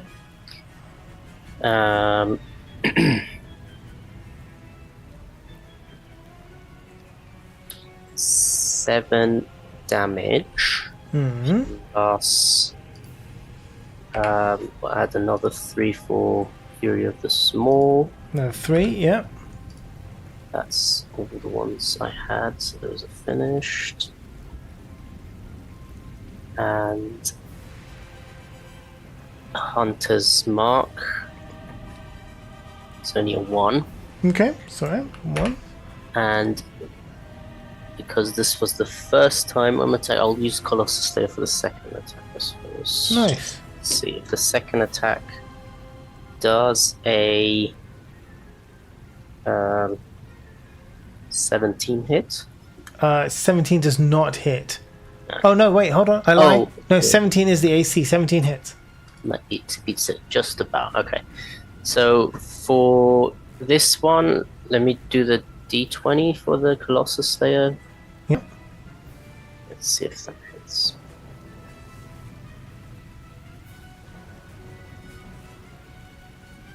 $19. Yes. So So you get 2 2d8s, d8s right? now. Let's do this one twice. Ooh, 8 Oh, sick. and 5. That's really good numbers. And another Hunter's Mark, because that's the last one. 5 more damage to 5 that more as damage. well. So, I mean, it's still alive, but now really fucked up. But I imagine the first one, you kind of shoot it, you see the arrow going in. Probably, I don't know, where do you want to hit it? You can choose, because you hit it again in the same spot. So I've got my Hunter's Mark in the heart, so it's aiming to just delve all the way into the heart. So in the chest, the first arrow goes poof into the chest as they kind of cry out, and they pull the arrow. As they pull the arrow out, you see this kind of like greenish, gooey blood spurt out, and as the blood spurts out, a second arrow comes, even catching a few of the blood drops and puts it straight back in the exact same spot as the previous wound. Nice. I fucking love it. That's beautiful. Wait, did I even roll a d6 normal? The second attack? It's like, I think you've rolled enough. I want to finish it off, man. You're not going to finish it off. Fine. Right. But you know who can? Marcella. Let's see. Non-lethal? Here I come. Boink! I'm just gonna run on up to him. Okay. And give him my 15, little 20, okey 25, dokey. 30. Yeah, you'll be able to. Boop. They're fully surrounded now. You have advantage on the attacks, by the way. 21. You don't need it. Yep. Roll in case it's a crit. Or Yeah, it crit. could be a crit. Oh yeah. It was not. It was not. That's 6 damage 6. for my first hit. My second hit. 15 does not hit. 15 does Oh, not wait, hit, no, but you have damage. advantage. Ah! Katniss Evergreen. I was going to make that joke and you did it for me. Love it. I've been sitting on it. 17. 17 is the AC. Yeah, so that hits, that beats. That hit. Okay. Another 6. Another 6. Oh wait, those should be 7s. 7s. So another damage. Hold on. So 7 there and another 1. It's looking really, really bad, but not enough. And However, then I have my bonus action. Oh, I oh, used my oh. melee weapon. For go on then. my unarmed strike, my fury of blows. You know what? I'll do my fury of blows. Way at the end, I'll use a Focus point. Focus point. And whack them twice. Yeah. And advantage on all of those as well. Nice. Oh, that's not hit. I love wait, being a monk. advantage. Oh, 19 plus 6. So Yeah, that's going to hit. gonna hit. 8 plus 3, so that's 12. Plus 1, 13. No, you can't hit with an okie dokie, not flurry of blows. Oh no, you're right. It's not okie dokie. Can't be You're an right. 8. I'm getting ahead of myself. Can't be an 8. So what's it going to be? What is it? It's not a D8. So what do you have to roll? It's a D4, right? Yeah, it says D8. Oh, is it even with flurry of blows? Oh yeah, because your okie dokie is a my D10. unarmed strike Yeah, yeah, is a 1d8, and my flurry of blows is my unarmed strike. Okay, just so that hit was a twice. 12, yeah? Yeah. How do you want to do this one? Oh, that's it? You deaded it. Okay. I'm just giving it a good old, like... 1, What? 2. Just a massage? Like, what are you doing? I'm That's punching! the weakest punch I ever saw in my life. Up dance. Well, Kimberly isn't trained. Marcella is trained. Okay. We're doing body horror today. You figure it out, kid. I am going. I'm gonna. You hit it twice with the. You hit it Lift twice with up okie his dokie, right? arms. Yeah. Yeah, I hit him with twice. But right now I'm doing my unarmed Yeah. strikes. I'm So, just trying to like, work it that's out in what my I'm head. ending. Yeah. I'm gonna lift up his arms, and I'm gonna rip out his arm hair. I don't know what to. I don't know what you guys want from me. I mean, that sounds fucking awful. deadliest I of mean, attacks. I don't know if it's a flurry of blows, but I mean, it's I'll something. make him eat them too. I don't. And he'll choke. Okay, How about I have that? it. I have it, right? I have it. So you've got your quarter staff, right? And you're coming in with double attacks. The first attack, you smack them around the face. They saw what happened to their friend, right? And they're like, fuck, don't hit me. So in the second attack, they raise their arms to protect their head. And as they do, and they smack the arms, you reach in, you pull out the arm hairs, the armpit hairs, you pull it out and you punch them in the face. And as you do, you land that hair straight back in their mouth, breaking their teeth, bam, and drop it in there like a bomb. You just, mic drop or armpit hair drop, and they fall to the ground. That sounds lovely. There you are. I turn to Welvin and I say, I think your therapy maybe worked a little too well. Meanwhile, he's just flapping in the breeze with a full boner. Just watching from the boat. Oh, God. George Washington style, just like Welvin, I'm going to need a right-hand man. Looks like you got one, buddy. oh, and that defeats all of the night hags.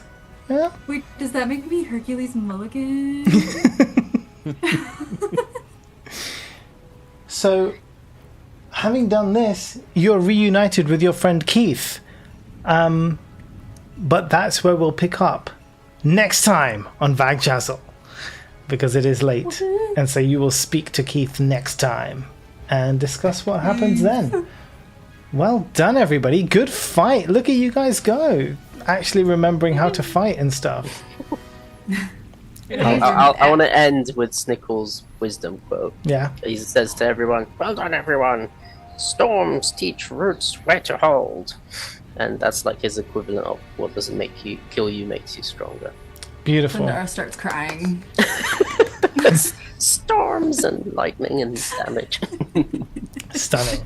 Well, thank you everybody for being here. There will be no D&D next week, and for a couple of weeks because I'm away. But when I return, we shall play again. Not for you guys. You guys have Daggerheart next Saturday, session 0. So yeah, that's going to be exciting. But yes, thank you all for watching. I hope you have a wonderful rest of your day, and we'll say goodbye. Say goodbye. Goodbye. Bye, everyone. Bye bye. Bye. Derek.